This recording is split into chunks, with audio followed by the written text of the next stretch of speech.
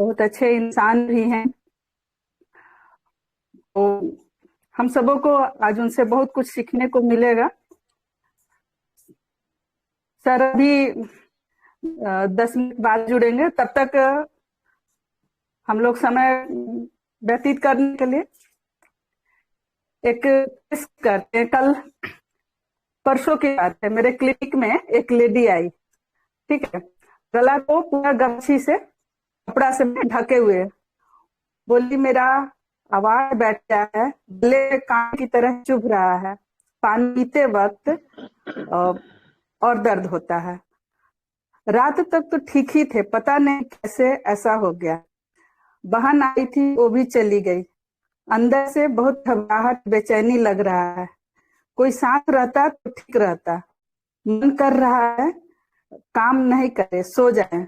पता नहीं क्यों इतना आराम करने का मन कर रहा है, खाने का मन नहीं कर रहा है।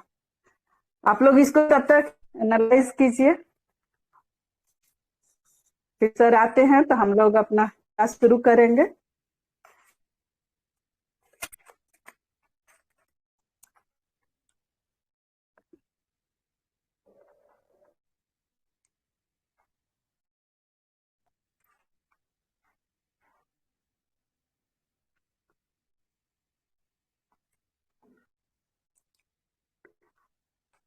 और इसमें हम लोग परिचय कर लेते हैं। बारी बारी से आप लोग माइक करके अपना अपना परिचय दीजिए, कौन कहाँ से है। जैसे मैं पटना बिहार से हूँ। Hello, I am doctor Sushil Kumar Pandey from UP, Saharanpur. हम sir. Good morning, good morning.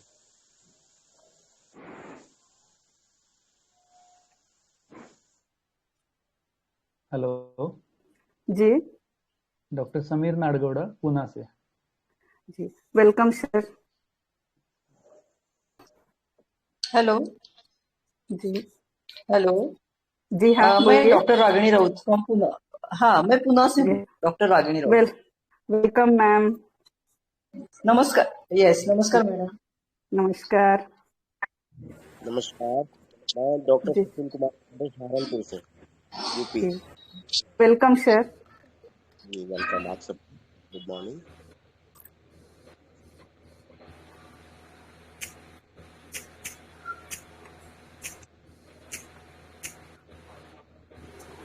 और हम लोग 9 जन हैं अभी ऑनलाइन।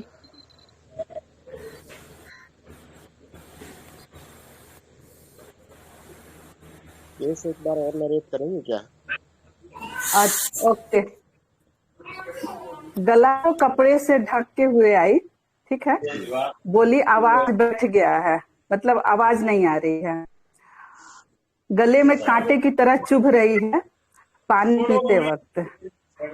रात तक तो ठीक ही, पता नहीं कैसे ऐसा हो गया। बहन आई थी, उस सारा एक लाइन में बोली है। बहन आई थी, वो भी चली गई। अंदर से बहुत घबराहट, बेचैनी लग रहा है। कोई साथ रहता तो ठीक रहता। मन कर रहा है काम नहीं करे, सो जाए।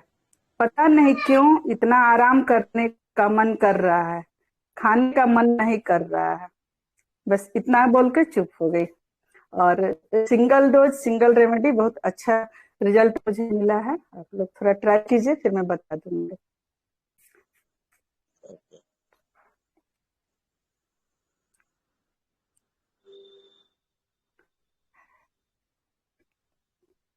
एक गीतू कंबोज मैम है, वो कहाँ से है? हेलो गीतू जी। हाँ जी, गुड मॉर्निंग मैम। मैं फाजिल्का मॉर्निंग। पंजाब से हूँ। अच्छा जी, फाजिल्का पंजाब से। हाँ सत जी, श्री अकाल जी। सत श्री अकाल ma'am.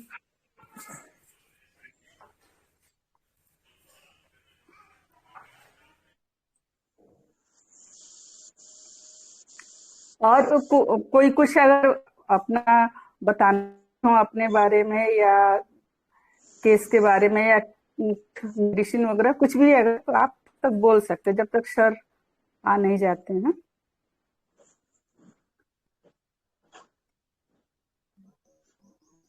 Please. Hello Sushil sir. जी यस, बोलिए। जी आप कुछ अनुभव बताएं अपना। ऐसे केसेज में मैं आपको बता रहा हूँ, मैं लैक्टोसिस प्रिस्क्राइब करता हूँ, काफी बढ़िया रिजल्ट आता है। लैक्टोसिस। हाँ, क्विक रिजल्ट आता है। अच्छा अच्छा। हाँ, बाकी तो एनालाइज करने के बाद वो अलग बात हो जाती है, लेकिन बहुत सारी जी जब रश होती है तो मैं ऐसा करता हूँ तो मुझे रिजल्ट अच्छा मिलता है। जी जी जी हाँ, लैक्टोसिस का तो गले पर बहुत अच्छा एक्शन है ही, मेरा भी अनुभव है। जी, बाकी जो है मैं एनालाइज करके माइंड मेथड से करता ही हूँ, लेकिन इस जी तरह जी। भी मुझे बहुत अच्छा रिजल्ट मिलता है। हम्म। और सही ये सही। मुझे सही बात है। मुझे बहुत बहुत मतलब निराश कम किया है, जी 90% जी फायदा पहुंचाया है। जी जी जी बिल्कुल, मैं सहमत हूँ आपसे। जी, जी आपका जो है पहले भी ग्रुप में आपका चलता रहता था क्लास, जी जी मेरे जी ख्याल, और वो बहन मैं सुनता रहता हूँ। जी बाकी जो माइंड मेथड से हम चल रहे हैं, अब तो फिजिकल पे जी जी ना के बराबर जाते हैं। जी हाँ। तो जब से माइंड मेथड से हैं हम लोग, तब से तो इतना क्विक रिजल्ट आ रहा है कि जिसका जवाब नहीं है। सही सही बात है। और ग्रेव से ग्रेव कंडीशन, बस थोड़ा सा ऑब्जर्विंग, एक दो बातें पूछी, सही हुआ और जी अपना। जी तो मैं हाँ। यही कहूंगा माइंड मेथड से प्रैक्टिस करने वालों को कि धीरज से काम लें। और मैंने जी एक जी चीज, रिपीटिशन पे थोड़ा ध्यान दें, जी बहुत जल्दी बात करें। जी हाँ बिल्कुल। जल्द आपका केस सारा बढ़िया, आपने केस टेकिंग किया है, सब कुछ ठीक है, लेकिन मैं जो देख रहा हूँ और जो अनुभव किया हूँ, जी सारा काम बढ़ जाता है रिपीटिशन के चक्कर में। हाँ, रिपीटेशन से बहुत बार बना हुआ केस बिगड़ जाता है, ये मेरा भी अनुभव है। हमारे होम्योपैथ इसका घाटा उठा रहे हैं। बस जी हाथ जी पे जितना रखेंगे, लाभ उतना ही ज्यादा मिलना। जी सही बिल्कुल। से पहचान करें कब रिपीट करना है, इसको पहचानना बहुत जरूरी है। जी अदरवाइज ने कुछ कहा, एक दो नई मेडिसिन की बात बता दी, तो वो जी तुरंत दूसरी मेडिसिन अप्लाई कर देते हैं। जी यहाँ पे नहीं, एक्सपल्सन फेज में ऐसा कई बार अप डाउन होगा, थोड़ा धीरज जी रखें। जी बिल्कुल। और वहीं पे रिपीटिशन बिना मतलब का हो जाएगा तो गया केस खत्म। सही सही बात है, ये जीती हुई मैंने, बाजी हार जाते हैं। जी हाँ, बिल्कुल जीती बाजी हार जाते हैं, जीती जी बाजी हार जाते हैं अपनी जी थोड़ी हाँ। सी अजीबता के कारण, इम्पेशंस के कारण। जी हाँ। हमें ये सीखा, मरीज के कहे से मत चलिए, रिपीटिशन में अपने हिसाब से चलिए, मरीज तो पता नहीं क्या होगा। कीन ऑब्जर्वर बनना पड़ेगा। ऑब्जर्वर बनना पड़ेगा, बिल्कुल।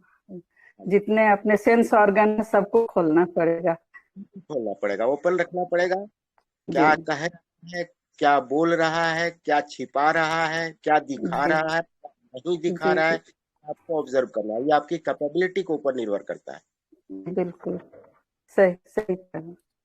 जी, बाकी बहुत बढ़िया, सहमत साहब का जी धन्यवाद। हाँ। तो भाई बहन चल रहे हैं इस ग्रुप में या जी इसमें, उनका बहुत बहुत धन्यवाद। और रियल जी होम्योपैथी अब जो है चल पड़ी है, मुझे लगता जी हाँ, रियल होम्योपैथ की कारवा चल पड़ी है और आगे बढ़ती जाएगी। है बढ़ता जाएगा। जी मैं एक ग्रुप चलाता हूँ, तो वहाँ क्लासेज वगैरह करता हूँ। जी जी तो जी हाँ, बहुत अच्छा रिस्पांस आ रहा है और लोग जी सीख रहे हैं बड़े मन से, और ये बहुत बढ़िया बात है।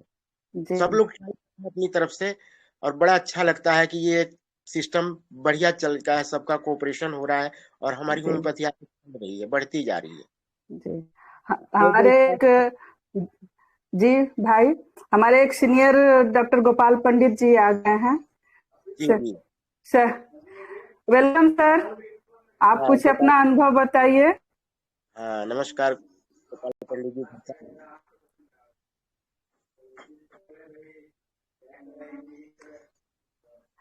Hello Gopal sir.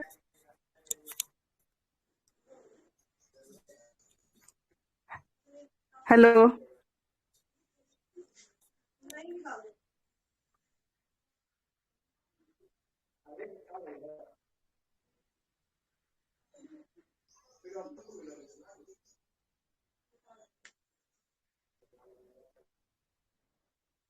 लगता है गोपाल सर आउट हो गए। जी सुशील भाई आप कंटिन्यू कर सकते हैं। हाँ, तो मैं बताऊं, अभी 3-4 दिन का एक केस था, अभी रिसेंट केस है एक। जी जी तो उसकी ये जो पाम है, इस पाम में इतना बड़ा आलू जितना 8-10 साल से ट्यूमर था, जी जी और सारे हाथों में एक्जिमा टाइप का कंप्लेन था। तो वो पेशेंट आ गया, तो आके बैठा, मैंने कहा क्या अपनी समस्या बताइए आप। तो उसने कहा कि ये देखो मेरे हाथ बहुत खराब हो रहे हैं, थोड़ा सा इनवॉलंटरी लाफिंग करते हुए। तो मैंने कहा कि इसके लिए कुछ किया है आपने? उसने कहा कि नहीं कुछ नहीं किया। फिर हंसते हुए मैंने पूछा कि क्यों नहीं किया? बस यूं ही। तो फिर आज कैसे आना हुआ? Am I audible? हाँ, तो मैंने पूछा आज कैसे आना हुआ? तो मैंने आपका ये क्लिनिक देखी, यहाँ बराबर में मैं आया था, तो मैं आ गया। तो आप दवाई मैंने फिर पूछा आप दवाई क्यों, मतलब क्यों नहीं कराई? वैसे दवाई तो मैं दवाई कम खाता हूँ, मैं दवाई पसंद नहीं करता खाना। मैंने कहा ठीक है, बैठिए आप, दवाई देता हूँ। तो फिरुलस, क्रेडुलस, नेब। बेलाडोना दिया होगा सर आपने। जी हाँ बिल्कुल। तो बेलाडोना देने के बाद मैंने 1 हफ्ते की दवाई दी, जी जी डोज वहीं दे दिया मैंने, और साइक्लेट पे उसको कहा था कि एक हफ्ते बाद आइए आप।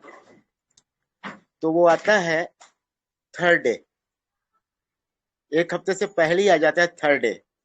कहने लगा देखो ये क्या हो गया, ये तो बहुत अच्छा हो गया। मैंने कहा क्या हुआ?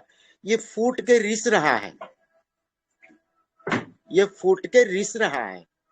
मैंने कहा बस आपके दवाई आपके पास है ही, और आप जो है दवाई खाते रहना। उसकी साइज आधा से भी कम हो गई थी, रिस रिस के निकल रहा है, और वो इतना हार्ड था, इतना हार्ड था, कठोर हार्ड था बहुत ज्यादा। तो ये देखिए ये कमाल थे। अभी रिसेंट का केस है, 3-4 दिन का केस है ये। जी सर। बहुत बहुत बढ़िया। सिंगल डोज दिया होगा ना सर? सिंगल। जी अब मैं अपना एक्सपीरियंस बता रहा हूँ, सिंगल से 80% केस ठीक करते हैं। जी रिपीट पड़ रही, जी जहाँ हाँ, करते हैं हम लोग को डॉक्टर एमएल सहगल को सैल्यूट करना चाहिए। हाँ बिल्कुल, हमको सफलता मिल रहा है सिंगल डोज तो। हृदय में बसे हुए हैं रात दिन, हृदय में जी बसे हैं, नमन करते हैं। और जो जी हमारे भाई लोग चल रहे हैं उनको भी नमन करता हूँ, उस जी प्रोजेक्ट से जी चलकर नमन करता हूँ। जी हाँ, तो ये छोटे छोटे बातें हमें बस ध्यान तो रखनी है, नई नई बातों का। जी हमने जी डिजीज नहीं डाला है, हमने जी मैन जी इन है, वो बात पकड़नी है। हाँ, मैन को देखना है, डिजीज को नहीं देखना है। डिजीज तो जब मैन ठीक हो जाएगा तो डिजीज नहीं रहेगी। जी एबनॉर्मल नॉर्मल में कभी भी एबनॉर्मल एग्जिस्ट नहीं करता। जी सही बात है। तो वो नॉर्मल हो जाएगा तो वहाँ एबनॉर्मलिटी अपने आप चली जाएगी। बिल्कुल। जी, बहुत सारे केस हैं, बहुत मिरेकल केस हैं, बहुत ज्यादा। जी तो अच्छा आनंद आता और लगता है कि हाँ अब कुछ सही चल रहा है। हाँ good morning sir. Good morning. नमस्ते सर। नमस्ते। हाँ, तो बहुत खुशी की बात है, हमारे गेस्ट स्पीकर हमारे बीच पधार गए हैं, तो मैं उनका वेलकम करती हूँ। सभी पार्टिसिपेंट के साथ, सभी पार्टिसिपेंट को नमस्ते। सर आपने बहुत इंतजार करवाया आप आप सब आप सबों को तो मैंने डॉक्टर मथारू सर के बारे में बता ही दिया। मैं उनका स्वागत करती हूँ और डॉक्टर रांची को धन्यवाद देती हूँ इस कार्यक्रम की शुरुआत फिर से करने के लिए। और इसके साथ साथ मैं सभी लोगों को होली की अग्रिम बधाई और शुभकामना देती हूँ। मैं आप सबों के साथ मिलकर डॉक्टर एच.एस. मथारू सर की अच्छी सेहत कामना करते हुए सेशन शुरू करने का आग्रह करती हूँ। Warm welcome doctor HS. Matharu sir, please continue. Thank you very much doctor राशि जी। इनके प्रयास से हम सब लोग इधर इस प्लेटफॉर्म में इकट्ठे हुए हैं। डॉक्टर अंजू कुमारी प्रसाद जो हर वक्त हमारी सेहत की कामना करती हैं, अच्छी कामना। Thank you, thanks doctor Anju. और डॉक्टर हमारे आज के जो अभी चल रहा था जिनका सेशन मेरे ख्याल में मैं सुन नहीं पाया, डॉक्टर समीर साहब और डॉक्टर गोपाल पंडित जी हमारे बीच में हैं और बहुत सारे और भी लोग हैं जिनका मैं नाम नहीं जानता और मेरे को पता भी नहीं है।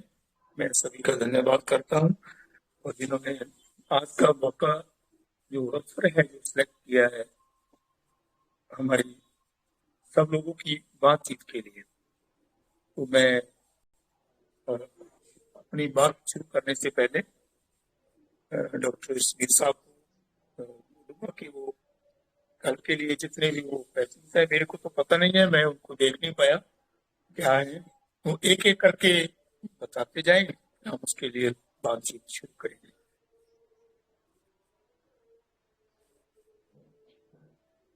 मेरी आवाज आ रही थी ना आप लोगों को? सर आप लोग एक एक करके अपना परिचय देते जाएं सर को। अच्छा, hello, doctor Sushil Kumar Pandey, Saharanpur, UP. नमस्कार सर।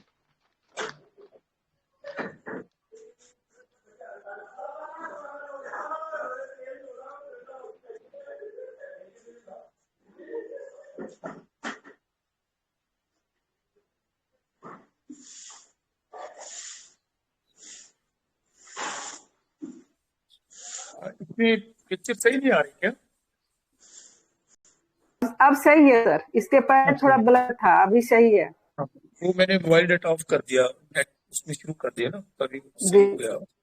जी जी, अब सही हो गया। फोन आया था, उन्होंने बताया मेरे को। हाँ, डॉक्टर सुनील साहब से मैं विनती कर रहा हूँ कि वो मेरे को अपना जो जो क्वेश्चंस जो जो उन्हें रखे हुए हैं वो एक एक करके मेरे को बताते जाएंगे, उसका शुरू करते हैं।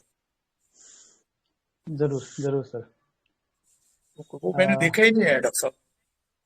अच्छा। वो टाइम ही नहीं मिला देखने का। Okay okay. पहले तो बेसिक ये है कि हमें सर आपका as a beginner to this mind method, beginner से सक्सेसफुल फिजिशियन का जर्नी,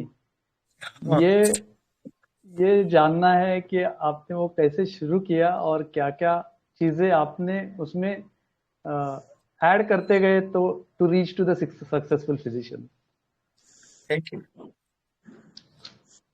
बात पहले तो हमें सक्सेसफुल फिजिशियन की बात जो आपने कही उसकी कोई लिमिट ही नहीं है।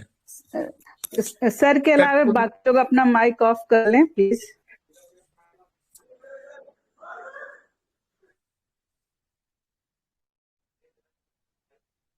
हाँ, आप लोगों को आवाज सही आ रही है ना? आ रही है। पिक्चर भी सही है ना? सब सही चल रहा है? यस चल रहा है। ओके। हाँ, सबसे पहले जो डॉक्टर समीर साहब ने पूछा है कि सक्सेसफुल फिजिशियन, वो बहुत ही बड़ी बात है। वो तो वहां तक तो हम अभी पहुंचे नहीं है, लेकिन बिगिनर की मैं बात कर रहा हूँ। मैं तो अभी बिगिनर ही हूँ। तो बिगिनर कैसे किया, कैसे जर्नी अब तक चली, वो मैं आपसे शेयर करूंगा, क्योंकि सक्सेसफुल फिजिशियन होना तो बहुत ही बड़ी बात है। वहां तक तो हम नहीं पहुंचे, ये शुरुआत की मैं बात बता रहा हूँ। जैसे शुरू में क्या था, जैसे किसी भी सक्सेस के पीछे क्या है कि आपकी लर्निंग की यूनिवर्सिटी ज्यादा मानी जाती है। जो सीखने का और कुछ करने की इच्छा होती है ना, वो आदमी को आगे आगे धकेलती रहती है। जब आप के मन में कुछ करने की, कुछ सीखने की इच्छा होती है, तो फिर आपका जो ब्रेन है या आपका जो मन है, तन है, वो आपके साथ चला जाता है। तो सबसे पहले मैं तो बड़ा भाग्यशाली रहा हूँ कि मेरे को बहुत ही अच्छे टीचर्स मिले। मेरे कॉलेज के टीचर जितने भी थे, डॉक्टर पटेल साहब, डॉक्टर शास्त्री जी, डॉक्टर गुप्ता जी, बड़े डॉक्टर रावत साहब, सब लोगों ने इतना अच्छा पढ़ाया हमें कि उनका देख कभी भी दिया नहीं जा सकता। गुरुओं के आगे हमेशा सिर झुक जाता है हमारा। तो ये सब कुछ उन्हीं की कृपा है, हमारे टीचर्स की कृपा है। जैसे आप आज कृपा कर रहे हैं अपने स्टूडेंट के ऊपर, तो मेरे को भी यही लगा कि हमारे टीचर्स की बहुत ही बड़ा मेहरबानी रही है हमारे ऊपर, जिन्होंने हमें ये रास्ता दिखाया।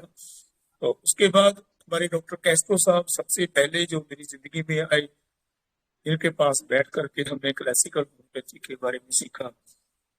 उन्होंने तो बहुत ही कुछ बताया था, लेकिन उनमें कुछ भी थोड़ा बहुत सीख पाए, तो कम से कम होम्योपैथी में एक विश्वास तो बना कि होम्योपैथी बहुत ही कामयाब चिकित्सा है। जब हम सामने बैठे हुए पेशेंट को देखते थे, उनके पास बैठे हुए, वो एकदम ठीक होके जाते थे। क्रोनिक में भी, कुछ कभी अक्यूट्स में भी थोड़ा देखते थे। तो उन्होंने मन के अंदर एक हौसला पैदा कर दिया, कुछ करने की इच्छा जागरूक कर दी कि ये हमारे गुरु कर सकते हैं, सर कर सकते हैं, तो हम भी प्रयास कर सकते हैं उसी मार्ग के ऊपर चलने का। और धीरे धीरे चलते रहे। उसके बाद कामयाबी मिलती रही, क्लासिकल में बहुत अच्छा काम किया, बहुत अच्छे रिजल्ट मिलते रहे। और काफी देर के बाद में मेरे को बैच का इंट्रोड्यूस हुआ, तो वो भी अपने आप, तो ऐसे ही उस बुक को पढ़ा। तो जब उसमें किताब में देखा मैंने कि भाई इसमें ओनली माइंड को देखते हुए फिजिकल के बिना मेडिसिन दी जाती है और उसका बहुत ही अच्छा रिजल्ट मिलता है, तो मन में एक क्वेश्चन गूंज रहा था कि ऐसा होम्योपैथी में क्यों नहीं है कि हम माइंड के ऊपर ही बात करें और फिजिकल को हम फिजिकल के बिना भी हम सिलेक्ट कर पाए। ऐसा कुछ रास्ता इसमें होना चाहिए। ये बार बर्निंग क्वेश्चन एक मन में चल रहा था। ऐसे ही सोचते सोचते तो मैंने कैंट साहब के रेसर राइटिंग्स में भी पढ़ा था कि उन्होंने भी लिखा हुआ है कि अगर आपको मेंटल स्टेट क्लियर मिल जाती है तो आप फिजिकल को छोड़ सकते हैं। तो ये बातें पढ़ी तो थी, लेकिन इसको प्रैक्टिकल में करने का कभी प्रयास भी नहीं किया था, और कभी कोशिश जो हमारी थी वो मेरे ख्याल है शायद कामयाब ना होती जब तक गुरु हमें कुछ नहीं बताता। तो ऐसा करने के वो प्रयास की को एक दिन ऐसा अंजाम हुआ कि मैं डॉक्टर सैगल साहब की एक बुक को पढ़ा। उनका 4th वॉल्यूम मेरे हाथ लगा कहीं ना कहीं से। तो जब मैंने देखा तो बस मेरे लिए तो वही हो गया कि जैसे हमारे सिख धर्म में पूछते थे कि गुरु ला धो रे, गुरु ला धो रे, ऐसा हो गया। वो जिंदगी का एक रिश्मा था। वो दिन मेरी जिंदगी में एक चानन मुनारा बना। जब मैंने उनकी बुक को देखा, मेरे को लगा कि ये बात जब वर्षों से इसकी मेरे को खोज थी, वो परमात्मा ने मेरे को रास्ता दे दिया। बहुत ही खुशी की कोई हद ना रही मेरी। तो बस वहीं से फिर हम लाइव केस लेकर के डॉक्टर सैगल साहब के चरणों में जाते थे। दूरी से अप्रोक्सीमेट 300 किलोमीटर के करीब है। पेशेंट को साथ लेकर जाना, टैक्सी में, गाड़ी में, और बार बार सर के चरणों में जाकर के उनको देखना, उनके साथ बैठ के पेशेंट को देखते थे। और इतने अच्छे ब्राइटफुल रिजल्ट मिलते थे कि बस ये समझो कि जिंदगी का वहीं से जीवन ही वहीं से शुरू हुआ। जब गुरु मिलता है तो जीवन वहीं से शुरू होता है। गुरु बिन घोर अंधार, गुरु के बिना रोशनी नहीं हो सकती। एक गुरु है जो हमें रास्ता दिखाता है। मां जन्म देती है, लेकिन जो जन्म को सफल गुरु करता है, वो गुरु मिले, उनका आशीर्वाद मिला तो पेशेंट देखते रहे, उनके पास जाते रहे 1 साल कम से कम, लगातार जाना, कभी 1 महीने में, कभी 2 महीने में, कभी 15 दिन में। तो बहुत मन को ये एहसास हो गया कि अब तो सब कुछ मिल गया, अभी तो हमें आगे दौड़ना है गुरु जी के चरणों के साथ। तो बस उसी समय में डॉक्टर सहगल साहब, डॉक्टर योगेश सहगल जी, जो मेरे ही कॉलेज के हैं, तो उन्होंने मेरे को बोला कि इसको पंजाब में आप इंट्रोड्यूस कराओ। तो वहां से हमारे पंजाब में इंट्रोडक्शन हुआ। मैंने अपने दोस्तों के साथ मिलकर के ये शुरू किया, हमने प्रयास किया। आज पंजाब में बहुत ही अच्छा, हमारे पास बहुत ही अच्छे अच्छे, मेरे से कई गुना अच्छे डॉक्टर हैं हमारे पास, जिन्होंने बहुत ही कामयाबी हासिल की है इसके माइंड सेक्टर में। तो मैं आपसे ये कह रहा हूँ कि सेक्स एजुकेशन की बात तो बहुत दूर की बात है, बस सिर्फ मैं आपको एक जर्नी बता रहा हूँ जो मैं यहाँ पर पहुंचा। तो बस एक मन की क्यूरियोसिटी थी, धीरे धीरे सीखना, पेशेंट को समझना, पेशेंट के मन को समझना। जैसे गुरु जी हमारे साथ बात किया करते थे, उनकी बात एक मेरे को बार बार याद आती है, मैंने बहुत बार जिक्र भी किया है, कि बोले कि काका जी आप होम्योपैथी की सिद्धि कर लो, सब कुछ आपके पीछे भाग आएगा। और सच बात वही है, सिंपली हमें होम्योपैथी ही आती है थोड़ी बहुत, जो गुरुओं ने दिया, इतनी बारिश की उन्होंने हमारे ऊपर, उनमें से एक आध बूंद पड़ गई, तो वो एक ही बूंद का ये करिश्मा है कि हम अच्छा जीवन जी रहे हैं। जिंदगी की कोई भी लग्जरी ऐसी नहीं है कि जो एक होम्योपैथी बैच होने के नाते हमें नहीं मिली हो। सब कुछ दिया परमात्मा ने, गुरु की कृपा से हुआ। कि आज तक की मेरी ऐसी जर्नी है कि मैं आज भी सीखने की मेरी इच्छा रहती है कि मैं डॉक्टर संजय साहब का, डॉक्टर योगेश जी का, डॉक्टर प्रेम जी का कोई भी लेक्चर मिस नहीं करता। मैं आप सबसे भी कहता हूँ कि आप उनको भी सुना करें, जो ओरिजिनल टीचिंग या जो ओरिजिनल हमारे मास्टर हैं, एमएल सहगल साहब के बेटे, जो गुरु घर की शिक्षा है, वो हमारे लिए हमेशा आदरणीय रहेगी। हम भाग्यशाली हैं कि उनका एक बड़ा हमारे सिर के ऊपर हाथ रहा है। तो आज की यात्रा उन्हीं के साथ फिर चल रही है, आप लोगों के साथ चल रही है। सक्सेसफुल पोजीशन जब पता नहीं है हो पाएंगे कि नहीं, समय बताएगा। ये आपका पहला क्वेश्चन रहा, शायद आपको ठीक लगा जो मेरी यात्रा थी, मैंने हाँ हाँ आपको बताई। हाँ जरूर।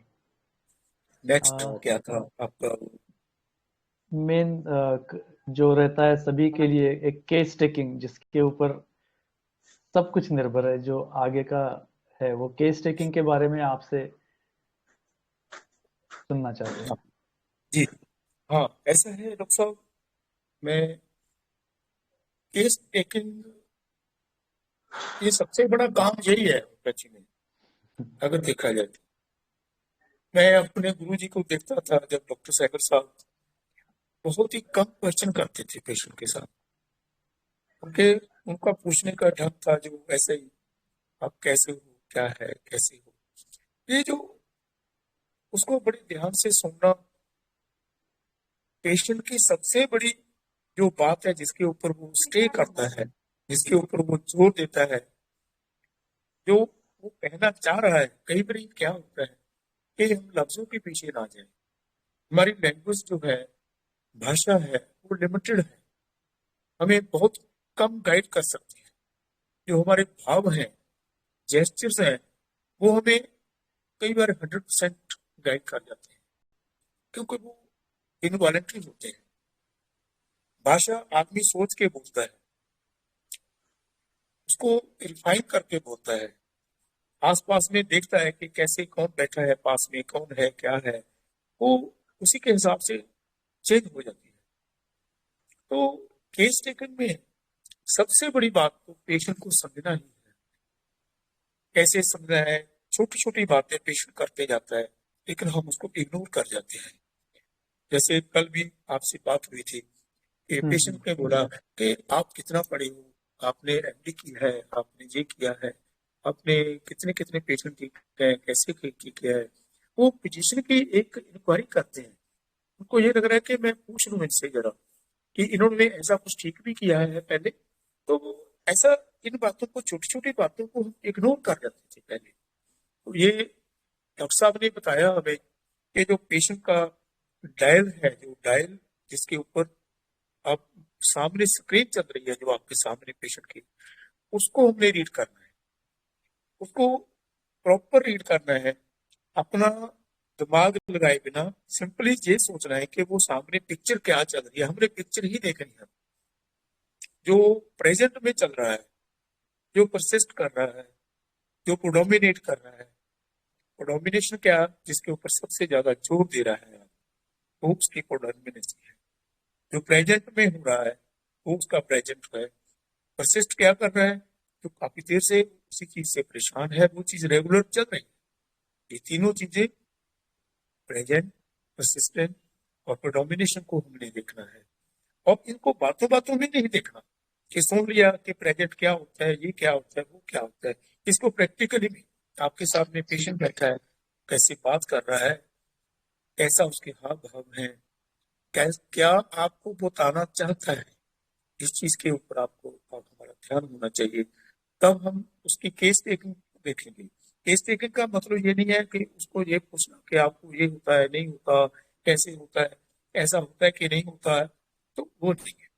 बस आपके सामने एक ओरिजिनल पेशेंट बैठा है, बस उसको जस्ट ऑब्जर्वेशन करना ही उसकी केस टेकिंग है प्रॉपर। वो केस टेकिंग में हम क्या करेंगे कि आप प्रैक्टिकली किसी पेशेंट का सामने आपको बताएंगे। जो मैं करता हूँ वो शायद आपको समझ में आ जाएगा कि मैं कैसे करता हूँ। तो ये केस टेकिंग के बारे में थोड़ा सा ये रहा कि आप प्रेजेंट को जो सामने हो रहा है उसको कभी नहीं भूलें। और यस सर। कल जो आपने बताया था उसका एक रुब्रिक ढूंढने की कोशिश की और उसमें मिला था curious want to know the yes, हाँ, training of the physician. Training of, उसको वो कंफर्म होना चाहिए कि आपको क्या आता है। पेशेंट वो वो सिम्टम, उसमें मेडिसिन भी आपने देख ली होगी, पासपोर्ट आई होगी ना। हाँ हाँ हाँ, तो फास्फोरस और ये सल्फर देखो कि देखो, हम लोग सब लोगों ने क्लासिकल किया है। कहीं भी ये लिखा हुआ या कहीं भी किसी ने आज तक ये चीज को यूज नहीं किया है केस टेकिंग में। तो ये डॉक्टर सहगल साहब की कृपा थी कि हमें माइंड सेक्शन को खोला, उसको देखा, जो बहुत देर से इतना बड़ा खजाना हमारे घर में ही पड़ा था, हमने कभी देखा ही नहीं। पहले माइंड को ऐसे पलट के हम आगे चले जाते थे हेड में। मैं तो ऐसे करता था जब तक मैं क्लासिकल करता रहा, तो माइंड के बारे में तो कभी सोचा ही नहीं था। और अब क्या हुआ, अब माइंड के बिना कभी सोचा नहीं। पहले माइंड के बारे में सोचा नहीं था, अब माइंड के बिना कभी सोचा नहीं। कभी पैथोलॉजी नहीं देखी, कभी कुछ नहीं देखा, कभी ये नहीं देखा कि ये मेडिसिन पैथोलॉजी कवर करती है कि ये ना करती है। ना थर्मल, ना एग्रेवेशन, ना एमुलेशन, ना निमिकल, ना सिमिलरिटी, कुछ भी नहीं हमने कंसिडर किया। बस गुरु ने जो बात बताई, एक ही फार्मूला, प्रेजेंट, परसिस्टेंट एंड प्रोडोमिनेशन के ऊपर ही चलता है। और जो क्यूरियस वाला आपने देख लिया, एक इसके साथ में और भी बात की थी मैंने आपसे, ब्लेम्स। आपकी दवाई ने मेरे को बर्बाद कर दिया। हाँ हाँ हाँ, बहुत लोग बोलते हैं, लेकिन हमने कब लोगों को देखा, कभी कभी हमने इस बात को सुना है ऐसा ब्लेम्स में है या कहीं किसमें है फिजिशियन को वो बोलता है कि या रिप्रोडक्शन में हुआ शायद।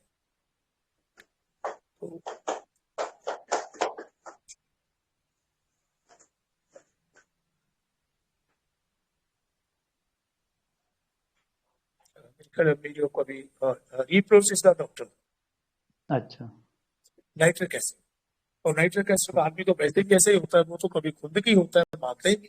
जितनी आप माफी भी मांग लो कि भाई साहब मेरे से गलती होगी, मैं देख नहीं पाया, मैं दवाई अच्छी देने की कोशिश तो की है, लेकिन मैं शायद आपको नहीं शूट की होगी। मैं बोलता कि आपने क्यों दी, आपने मेरे को बर्बाद कर दिया, तुम्हारी वजह से मेरा ये कुछ, ये नाइट्रिक एसिड है। ऐसे रूब्रिक जो ऐसा कुछ है, ये सब एक्सप्रेशन तो है जिनको हमने जाना नहीं है कि पेशेंट क्या बोलते हैं। ये पेशेंट कोई अभी नहीं बोलने लगे कि मेरे को आपने खराब कर दिया या आपकी कितनी ट्रेनिंग है, क्या आपने किया। पेशेंट तो मुझसे ही बोलते थे, बट हमें नहीं पता था कि वो क्या बोल रहा है। बस ये वो क्या बोल रहा है उसी को देखना है, यही हमारी केस टेकिंग होती है। हाँ जी, आगे नेक्स्ट क्वेश्चन क्या था आपका? तो एक एक केस लेने के बाद जो प्रिस्क्रिप्शन किया जाता है उसमें पोटेंसी, फिर रिपीटेशन और चेंज ऑफ मेडिसिन की ज़रूरत कैसे कैसे होती है? जी, हाँ, ये आपके क्वेश्चन में 3-4 वाक्य इकट्ठे क्वेश्चन सबमर्ज हो गए हैं। पोटेंसी हो गया, चेंज ऑफ पोटेंसी हो गया, रेपिटेशन ऑफ द पोटेंसी हो गया। तो हम रेपिटेशन को पोटेंसी को बोलते हैं, वो तो हमारी सेकंड प्रिस्क्रिप्शन में आ जाएगा, जो कैसे हम उसको करते हैं। तो सेकंड प्रिस्क्रिप्शन पे हमने भी पढ़ा हुआ है कि भाई जब पेशेंट हमारा ठीक हो रहा है, उसको लग रहा है कि सिम्टम उसके सही हो रहा है, उसके पूरे जनरल पैरामीटर सही हो रहे हैं, तब तक हमें सेकंड प्रिस्क्रिप्शन की जरूरत ही नहीं है, तो फर्स्ट के ऊपर चला जाएगा। अगर इंसिडेंटली उसमें कोई सिम्टम की इतनी बड़ी चेंज हो जाती है, आपको लगा कि जो पहले पेशेंट की स्टेट थी मन की और तन की दोनों की, वो उसमें एकदम से चेंज आ गई है, then you can change the medicine at that time. तो मैं भी ऐसे करता हूँ, वो तो हो सेकंड प्रिस्क्रिप्शन। और जो पोटेंसी की बात है, पोटेंसी एक ऐसा है कि पोटेंसी का जो मसला है ये बड़ा गंभीर है। गंभीर क्यों है?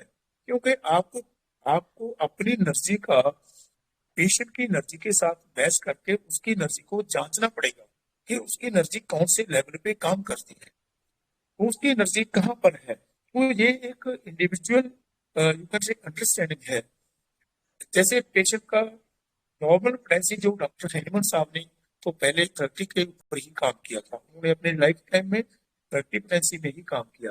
बाद में उन्होंने 50 पोटेंसी के बारे में बहुत अच्छा बताया, लेकिन पहले जो जितना काम किया वो 30 के ऊपर ही किया गया।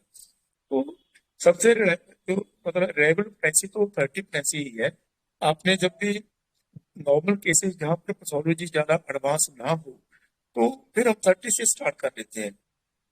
जो पैथोलॉजिकल केसेस हैं उनमें फिर पीछे को जाते हैं, थोड़ा 6 में देखते हैं कि कभी ऐसा होता है कि 30 बहुत एग्रेवेट भी कर जाती है, तो आप इमीडिएट 6 में देंगे तो एकदम एग्रेवेशन ऑफ हो जाएगी और पेशेंट को कंफर्ट आ जाएगा। उसके नीचे और फिर हम 3x में भी देते हैं, जैसे पैथोलॉजी बहुत ज्यादा एडवांस होती है, जहाँ पर जैसे ये कैंसर के केस होते हैं लास्ट स्टेज में होता है, या जैसे जॉन्डिस बहुत ज्यादा होता है, तो कुछ भी ये यहाँ पर भी इतनी ज्यादा एडवांस पैथोलॉजी होती है तो वहां पर 3x में करते हैं। तो उसके बाद यहाँ पर पैथोलॉजी एडवांस होती है, एक और टूल है हमारे पास, वो 50 मिलीसीमर का है, तो हम 0.1 से स्टार्ट कर सकते हैं। हम जैसे इतने बड़े ट्यूमर्स हैं जिनमें बार बार रेपिटेशन की भी जरूरत पड़ती है, तो वहां पर 0.1 से स्टार्ट करेंगे। और कभी पेशेंट में हमारी दी हुई मेडिसिन ओवर रिएक्ट करती है, जहाँ उसमें एग्रेवेट करती है, तो उसको हम डाउन में ले आएंगे। नहीं, तो डाउन में चली जाएगी, डाउन करना पड़ेगा हमें, है ना। तो ठीक लगा आपको ये? और इसके बारे में कुछ और पूछना चाहूंगा। हाँ हाँ सर, मुझे पूछना है कि आप मिलीसिमल भी कैसे देते हैं, क्योंकि मेरे को 1-2 केसेस में जब मैंने 0/1 दिया मिलीसिमल, मुझे एग्रेवेशन मिला, एग्रेवेशन हुआ, फिर मैंने उसको छुड़वा दिया कि हफ्ते में 3 दिन लो। हाँ नहीं, पहले ऐसा है कि पैथोलॉजी एडवांस में अगर आपने 0.1 दे दिया, उसमें आपको एग्रेवेशन लगा, तो फिर आपको ना उसमें क्या होता है कि आपकी 0.1 पोटेंसी को उसमें पावर ज्यादा होती है, वो टॉलरेट नहीं कर सका, मेडिसिन की मात्रा कंपैरेटिवली ज्यादा होती है, उसको आप 0.3 देंगे तो बिल्कुल एग्रेवेशन कम हो जाएगी। अच्छा, फिर उसको बढ़ा, हाँ ये भी करा है। बढ़ाना पड़ेगा, 0.3 करना पड़ेगा। हाँ हाँ। और उसको मतलब मैंने कभी ट्राई नहीं की थी LM पोटेंसी, बट अभी मैंने उसको ऐसे दिया है कि एक बॉटल में 2 आप पिल्स एक डाला। सेकंड होल्ड कीजिएगा, आज हाँ। मेरा सेमिनार चल रहा है, 11 बजे तो बाद मिलूंगा, 11:30। हाँ जी, 11 बजे तो बाद गल कर सकते हो, बट कल होना पड़ेगा ਤੁਹਾਨੂੰ। एमरजेंसी का नहीं कोई ज्यादा नहीं, कल आनी प्लीज। हेलो, हाँ जी। हाँ, ये भी सब लोग अलग अलग तरीके से देते हैं, काफी तरीके डिफरेंट से देते हैं LM पोटेंसी भी।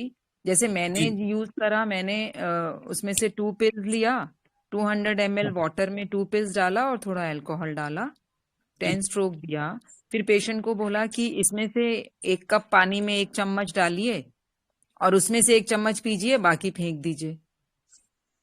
हाँ और उसको ये भी 10 सही है, टाइम। बिल्कुल सही है, बिल्कुल सही है। सही है। बट इस मेथड से आपको वो नहीं मिलेगा, कभी आपको दिक्कत नहीं आएगी, पेशेंट एग्रीवेशन एग्रेवेट हुआ हो ना, गया। मेरे को एग्रीवेशन मिला है हाँ, 2 वो केसेस आपको में। 0.3 में देना पड़ेगा आपको फिर। अच्छा, ठीक है, हाँ ठीक है। हाँ, ठीक कई है, बार क्या होता है कि वही बात है ना जो हम बात अब कर रहे थे कि जो पेशेंट को एनर्जी लेवल देखना है हमने, जो एनर्जी लेवल है वो यहीं से पता चलेगा हमें, हाँ हाँ क्योंकि जो हमारी मेडिसिन की एनर्जी और पेशेंट की एनर्जी काम करती है ना, वो तो हाँ सर, मुद्दा तो यही है ना कि पेशेंट की एनर्जी और हमारी मेडिसिन की एनर्जी जब काम करती है तभी उसमें इम्प्रूवमेंट आती है ना। तो इसका हाँ मतलब ये हुआ कि जो आपकी जो मेडिसिन की एनर्जी है ना उसकी एनर्जी के लेवल पे सूटेबल नहीं है, तब ये हाँ हुआ, हाँ हाँ हाँ, है ना। उसको फिर हम थोड़ा अपर करना पड़ेगा क्योंकि पेशेंट उसको सेंसिटिव होगा, वो टॉलरेट नहीं कर रहा है उसको। हाँ हाँ हाँ हाँ, ठीक है, थैंक यू और सर। हाँ, एनर्जी पे तो पूरा वर्ल्ड चल रहा है ना। मुझे ये सेमिनार बिल्कुल मुझे ध्यान ही नहीं था, आई वॉज वेरी बिजी, तो मैं अपने ग्रुप भी नहीं देख रही थी। अभी राशि का मेरे को फोन पता आया है, तो देखो कि मैंने अटेंड कर लिया।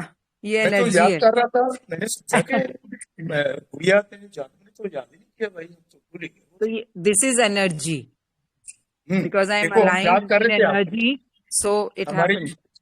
हमारी जो याद थी ना आपके लिए उसने बढ़ाया, ऐसे नहीं आया।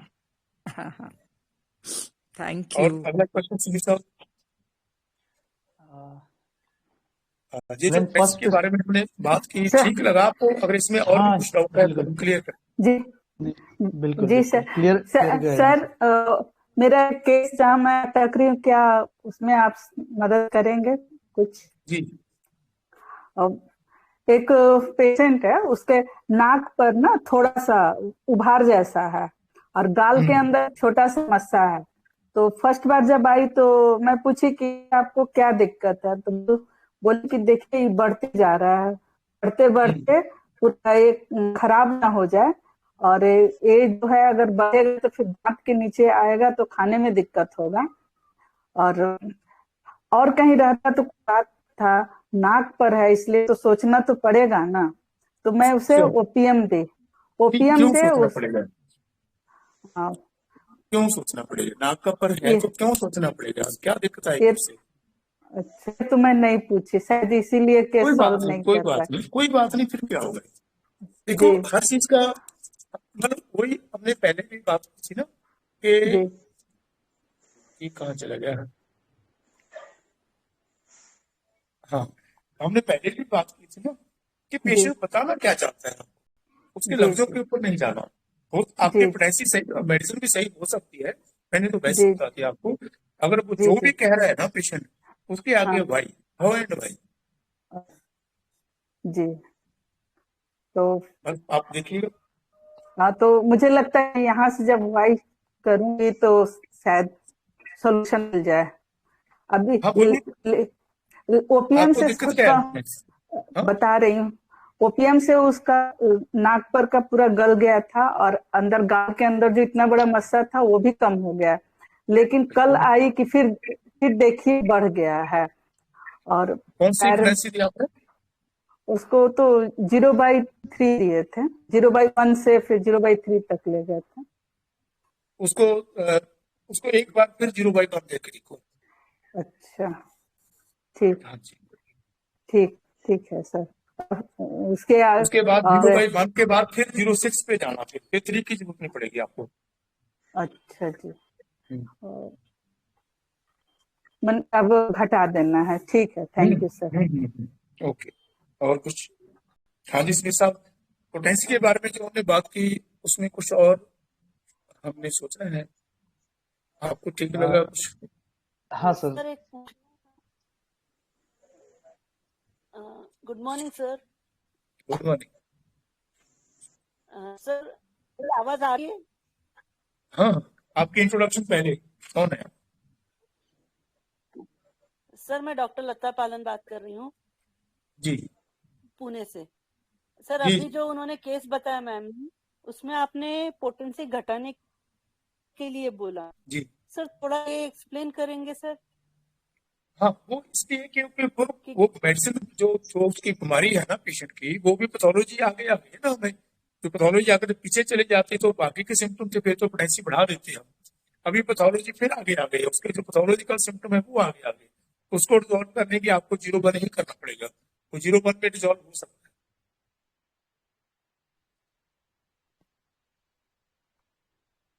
Thank you sir, thank you. हाँ जी।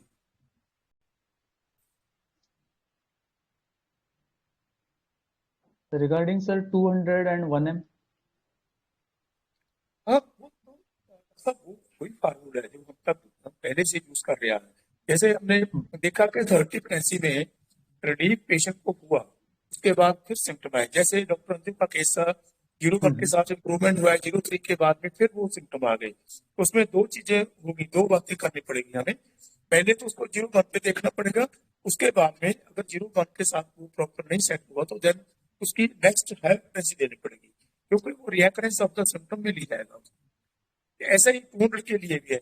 जैसे हमने 30 प्रेगनेंसी दिया, जितनी देर काम किया, पहले जस्ट वॉच द पेशेंट के उसके जनरल पैरामीटर अगर ठीक हो रहे हैं, ठीक हो रहे हैं, ठीक हो रहे हैं, फिर से आपको लगा कि अब फिर से ठीक होना बंद हो गया है, सिंपली बंद हो गया है, तो देन हम उसको एक बार तो लोअर प्रेगनेंसी में देख सकते हैं, फिर तो नेक्स्ट उसकी 200 प्रेगनेंसी, फिर 200 के बाद फिर नीचे आने की जरूरत बहुत कम पड़ेगी।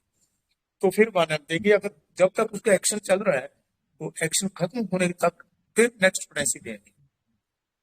ये तो टोटली जनरली वही फार्मूला है, इसमें कोई पर्सनल कुछ नहीं है। जो भी मेडिसिन कम करना छोड़ देगी, उसकी पावर कम पड़ती है, डिजीज पावर ज्यादा है, तो आपको अपनी पावर ज्यादा करनी पड़ेगी उस टाइम में। ओके, अच्छा जी। सर। और दूसरा उन्होंने जो पूछा था कि फर्स्ट प्रिस्क्रिप्शन काम नहीं करता है, मैंने दवाई दे दी लेकिन वो काम नहीं कर रहा है, रिजल्ट नहीं मिल रहे हैं, रीटेक द केस। हाँ, उसमें दो बातें हैं। पेशेंट को रीटेक केस करके आप ये देखिए कि जो आपने उसकी असेसमेंट की है, जो जजमेंट की है, क्या वो सही है? क्या वो स्टेट ऑफ माइंड पेशेंट का वैसे ही है जिसके ऊपर आपने मेडिसिन दी है? और उसको फिर से देखें कि हमने क्या उसकी प्रॉपर बात को समझ लिया है, उसको सुन लिया है प्रॉपर। अगर हमने प्रॉपर सुन लिया है, आप अपने आप से जस्टिफाइड है कि हाँ मैंने जो सुना है बिल्कुल एग्जैक्टली वही बात है, then you can raise the pregnancy at that time. फिर हमें देखना पड़ेगा कि इस प्रेगनेंसी ने उसकी एनर्जी को टच नहीं किया, इसका मतलब हमें थोड़ी सी हायर एनर्जी चाहिए उसको टच देने के लिए। अगर इसके पहले इसकी चीज की कंफर्मेशन जरूरी है कि आपने केस टेकिंग सही की है, आपने जो सिम्टम देखे हैं, जो माइंड की स्टेट देखी है, क्या उसको फिर से वॉच करो कि वो ठीक है या नहीं। अच्छा, बाकी जो सिस्टेमिक इलनेसेस लेके अभी पेशेंट्स काफ़ी आते हैं, जैसे कि डायबिटीज हो, हाइपरटेंशन हो, कार्डियक है, एपिलेप्सी है, उसमें पेशेंट काफ़ी मेडिसिन लेते हुए हमारे पास आते हैं। जी, तो उनको डिस्टर्ब किए बिना ही अपनी मेडिसिन चलानी है? जी बिल्कुल बिल्कुल नहीं करना है, उनको बिल्कुल ही नहीं करना है, उनको कुछ भी मेडिसिन को बंद नहीं करना है। पहले आपने जब आपने अपना केस पूरा देख लिया, पूरा केस देखने के बाद आपने जब मेडिसिन देंगे उसको, तो उसका एनर्जी लेवल बढ़ना शुरू हो जाएगा। उसका एनर्जी लेवल बढ़ना एक नंबर पे देखना है आपने। उसके चेहरे का नूर बताएगा आपको, उसके बैठने उठने का ढंग बताएगा आपको, और उसका जनरल फीलिंग बताएंगी। और कई बार तो क्या ऐसा होता है कि पेशेंट आता है कि उसका एक ही फिजिकल सिम्टम, जैसे मुंह का संवाद बहुत ही खराब लग रहा है, बाकी सिम्टम तो और भी होते हैं, वो इमीडिएट चला जाएगा। जब वो चला जाएगा तो आपको पता चल जाएगा कि हम डायरेक्शन जो हमारी है पेशेंट को ठीक करने वाली, वो हम सही डायरेक्शन में जा रहे हैं।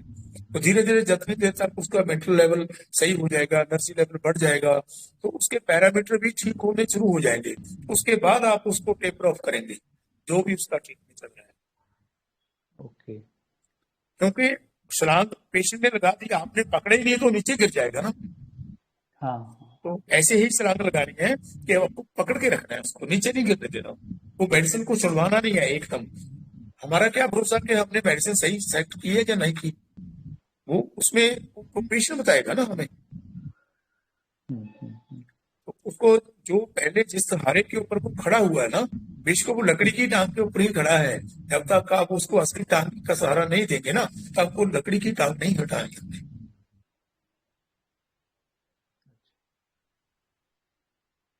ओके। हाँ जी, आगे। और जो बहुत ज़रूरी चीज़ें है वो है एक रुब्रिक्स का स्टडी या मटेरिया मेडिका का स्टडी जो है वो उसके लिए आप क्या गाइड करोगे, क्या क्या रेफर करना है और कैसे आगे जाना है? आप तो हमें गाइड करते हो, आप ही ने तो पढ़ाया है हमें सब कुछ। आपकी तो पढ़ा हुआ सीख रहे हैं आज तक, है ना। तो हाँ, उसमें ऐसा है एसपी साहब कि देखो, पहली बात तो ये है कि जब हम लड़ाई में जाते हैं ना फौजी, तो उनको क्या चीज की जरूरत है? उनके वेपन्स, उनकी अपनी हेल्थ, वेपन्स की हेल्थ, वेपन्स को कैसे उन्होंने मेंटेन किया हुआ है, उसको प्रॉपर किया हुआ है, क्या उसमें वो चल रहे हैं, उसकी गाइड, उसको प्रॉपर उसको पता होना चाहिए, इसको कहाँ से दबाएंगे, यहाँ से दबाएंगे तो क्या करेगा, यहाँ से दबाएंगे क्या करेगा, उसकी पूरी की पूरी नॉलेज जो होनी चाहिए उसको, वो प्रॉपर होनी जरूरी है। तो वो हमारे वेपन हमारी मेडिसिन है, बैक्टीरिया मेडिका हमारा वेपन है। तो उस वेपन को हमने प्रॉपर देख लेना है, समझ लेना है कि वाकई ये वेपन क्या कर सकता है, इसकी क्या क्वालिटीज है, इसकी क्या डायमेंशन है, इसकी क्या पोटेंसी है कि ये क्या कर सकता है। उस वेपन के बारे में हमें प्रॉपर पता होना चाहिए। मतलब मेरे कहने का कि मेडिसिन के बारे में टोटल आदमी को बिल्कुल पता होना चाहिए, पूरी उसको ज्ञात होना चाहिए बैक्टीरिया मेडिका का। तो आपको अगर ब्राइनिया के बारे में प्रॉपर पता नहीं है ना, तो आप पेशेंट का सिम्टम जब आएगा तो वो सिम्टम कंफर्मेशन होना मुश्किल हो जाता है। तो रूब्रिक का जो स्टडी है वो भी जरूरी है, क्योंकि जो पेशेंट का एक्सप्रेशन आएगा उसको आपने रूब्रिक में कन्वर्ट करके फिर आपको वो सिलेक्शन कर सकेंगे उसकी। तो इसलिए रूब्रिक की स्टडी बहुत ज्यादा जरूरी है, बहुत ज्यादा पढ़ना है, उसको समझना है, पूरा सीखना पड़ेगा। और सबसे ऊपर की जो बात है, पेशेंट को समझना बहुत ज्यादा जरूरी है। हमने एक्सप्रेशंस को इम्प्रेशन के साथ जोड़ना है। एक्सप्रेशन, पेशेंट जो बोलता है, जो कहता है, जैसे बात करता है, जो वो फील करता है, कैसे वो आपको कहने की कोशिश कर रहा है, ये पूरे के पूरे एक्सप्रेशन है। देखो कह तो हमने सबने सीखा है, जो हमारी लैंग्वेज है ना वो इन्हीं लेटर्स के बीच में आती है ना। जो हम बोलेंगे, अपने आप को व्यक्त करेंगे, वो भी एक लिमिटेड भाषा बन जाएगी ना, एक लिमिटेड स्टोर है, जो स्टोर में से लैंग्वेज हम भाषा को यूज करके आपको बताएंगे, हम उसी भाषा के लिए एक्सपर्ट हो जाएंगे। जैसे आपको मैंने 2 एग्जाम्पल बताई, आपकी मेडिसिन ने खराब कर दिया मेरे को, अरे हम इग्नोर कर जाते थे, ये पेशेंट की भाषा है। आपने कुछ किया भी है, पहले भी ठीक किया है कुछ आपने, वो जस्ट इसको हम वो नहीं लेंगे, फियर ऑफ बीइंग ट्रीटमेंट लेंगे, हम उसको वो पूछना चाह रहे हैं और जस्ट ही इंक्वायरी कर रहे हैं कि आपको कुछ आता भी है या वैसे ही बैठे हो। वो उसको अंडरस्टैंड करना है आपने, उसको दूसरे रूब्रिक में नहीं डालना। तो एक्सप्रेशन को प्रॉपर समझना और रूब्रिक को प्रॉपर समझना, फिर एक्सप्रेशन को रूब्रिक के साथ मेल करना है, ना कि रूब्रिक को उसके साथ करना है। जो हमारा एक्सप्रेशन है वो लाइव एक्सप्रेशन आ रहा है, जो हमारे पास स्टिल मटेरियल मेडिका पड़ा है, इम्प्रेशंस पड़े हैं, वो उनके साथ मैच करना है। शायद मैं आपकी बात का प्रॉपर आंसर दे रहा हूँ कि नहीं, मेरे को तो पता नहीं है, आपको सही लगा तो बताइए। बिल्कुल बिल्कुल। लेकिन एक बिगिनर के लिए आप रोज क्या एक्सरसाइज करने के लिए सलाह दोगे कि ये? जी, बहुत अच्छी बात आपने पूछी है। हाँ, देखो बिगिनर्स को आपने सब कुछ बता दिया होता है, मटेरियल मेडिका भी आपने सिखा दिया होता है, रेपटरी भी सिखाई होती है, पैथोलॉजी उनको आती है, सर्जरी उनको आती है, एवरीथिंग के लिए वो पूरा उन्होंने सीख लिया होता है पूरे 5 साल में। बट जब क्लिनिक में जाना है तो क्या करना है, तो जो सब कुछ जो सीखा हुआ है उसको हमने यूज करना है, वो वेपन्स को यूज करना है। वो यूज करने के लिए हमें क्या चाहिए, यूज कहाँ करना है, जो कहाँ देखना है वो पेशेंट से पता चलेगा। तो हमें क्या करना है, उसकी रूब्रिक्स की पहले स्टडी करनी पड़ेगी, क्योंकि पहले तो हमें अपना रूब्रिक्स के बारे में पता होना चाहिए। पेशेंट का एक्सप्रेशन पता करेंगे तो फिर आगे फिट भी तो रूब्रिक में करेंगे ना। तो पहले रूब्रिक को तो हमारे सामने बुक पड़ी है कि मैं तो ये चाहता हूँ कि पेशेंट को रेपटरी डॉक्टर को डेली स्टडी करनी चाहिए, उसके रूब्रिक को सीखना चाहिए, प्रॉपर उसका मंतव्य क्या है, मीनिंग क्या है, उसे क्या पता चलता है, फिर हम उसको आगे एक्सप्रेशन के साथ फील कर रहे हैं। तो मेरी तो यही मन है कहने का कि भाई आप अगर आप माइंड के ऊपर काम करना चाहते हो तो सहगल साहब के पूरे वॉल्यूम्स को पढ़ लो। उसको ऐसे पढ़ो जैसे हम पाठ करते हैं, डेली का रूटीन बनाओ, उसमें सभी कुछ आ जाएगा, रेपर्टरी भी सब कुछ उसी में आ जाएगा। बस एक बार उसकी इतनी स्टडी इतने अच्छे से करोगे आप तो सब कुछ सामने आ जाएगा। तो उनका फोर्थ वॉल्यूम है, जिन्होंने उनके ब्लॉग्स बनाए हुए हैं, प्रेस्क्रिप्शन ब्लॉग्स बनाए हुए हैं, उनको हम स्टडी करेंगे तो धीरे धीरे हमें पता चलेगा कि कैसे कैसे यूज करना है। कम से कम हम बैठते ही कुछ बच्चों के लिए तो मैं जरूर कहूंगा, जो हमारे बच्चे अभी बिगिनर है, जिन्होंने एमडी की क्लास अभी फाइनल किया है या बीएचएमएस फाइनल किया है, जब वो अपने क्लिनिक में जाएं तो ये बातें उनके लिए बहुत ही जरूरी है, तब वो कामयाब हो पाएंगे। पेशेंट को एक्सप्रेशन को समझने की कोशिश करें और रूबरी को पूरा स्टडी करने की कोशिश करें, डेली रेपर्टरी की स्टडी। और सहगल साहब के जो बुक्स जो पहले उन्होंने दी हुई है उनको इतना मन से गहराई से पढ़ना है कि वो ऐसा लगे कि आप उसके ऊपर मेडिटेशन कर रहे हो, वो सब कुछ देख जाओ। जरूर। और ऐसे कुछ जैसे कि अभी हम भी प्रैक्टिस में कुछ एक्सपीरियंस करते हैं, कोई केसेस ऐसे हैं जो टफ है ट्रीट करने के लिए, जिसमें सक्सेस रेट बहुत कम रहता है या सक्सेस रेट काफी इसमें ज्यादा रहता है, ऐसा कुछ एक्सपीरियंस है? हाँ, देखिए डॉक्टर साहब, बड़ा बड़ा बहुत ही भारी क्वेश्चन आपने पूछ लिया मेरे से, और ये बड़ा क्वेश्चन है, ये बिना एक्सपीरियंस के पूछा भी नहीं जा सकता। मेरे को जवाब देना मुश्किल लग रहा है, मैं कोशिश कर रहा हूँ इसकी। तो पहली बात तो ये है कि कोई ऐसा केस नहीं है जो ठीक नहीं हो सकता। अगर हम कहें कि जुकाम को ठीक करना बहुत अच्छा है तो हम जुकाम में भी फीलर होते हैं। अगर हम कहें कि शुगर को ठीक करना बड़ा मुश्किल है तो हम शुगर में भी कामयाब होते हैं। तो हम ये क्राइटेरिया कैसे बनाएं कि ये केस ठीक करना मुश्किल है, ये केस ठीक करना सरल है, क्योंकि फिर तो हम जुकाम को ठीक करने में हो रहे हैं, कभी हेडेक भी ठीक नहीं होता हमारे से, कभी फीवर भी नहीं ठीक होता हमारे से, और कभी हमारे से HIV ठीक कर सकते हैं हम, उनको भी हमारे पास रिजल्ट पड़े हैं जिनको हमने नेगेटिव किया, और हमारे पास रूमेटॉइड आर्थराइटिस के केस भी पड़े हैं, वो भी ठीक हुए हैं। ये कैसे हम बताएं कि कौन सा केस नहीं ठीक हो रहा, कौन सा केस ठीक होने वाला है? ये इनके लिए थोड़ा स्टडी ही करनी पड़ेगी हमें, क्योंकि होम्योपैथी में ऐसा कुछ नहीं है जो नहीं कुछ किया जा सकता। बस बात सिर्फ हमें समझने की है कि हमने पेशेंट को कहाँ समझ लिया। जैसे मैं आपको एक एग्जाम्पल बताऊंगा कि डॉक्टर राशि जी को पता है शायद, तो अल्जाइमर का केस हमने देखे, और अल्जाइमर को सभी समझते हैं कि भाई इनक्योरेबल है, ये तो ठीक ही नहीं होते हैं, बिल्कुल ही नहीं होते। और हम अल्जाइमर को तो ठीक कर रहे हैं, वो पेशेंट की सेंस वापस आ रही है, उसके इतने अच्छे इम्प्रूवमेंट हो रही है, और कभी कभी जुकाम में फेल हो जाते हैं। मेरा मानना तो यही है कि कोई भी चीज संभव नहीं है अगर उसको गहराई से देखा जाए। और जैसे आप डायबिटीज की ब्लाइटिस की बात कर रहे हैं, शुगर की बात कर रहे हैं, तो शुगर में बहुत ऐसे केस है जो बहुत ही अच्छी इंप्रूवमेंट में आते हैं और इवन के वो क्योर हो जाते हैं, और कैंसर में भी ऐसे ही देखते हैं। बट फेलर और जो सक्सेस है वो दोनों चीजों में है। अच्छा, आपका वो प्रॉपर इसका जवाब मिला है कि नहीं, और कुछ कोशिश हाँ, करते हैं? नहीं मिला है।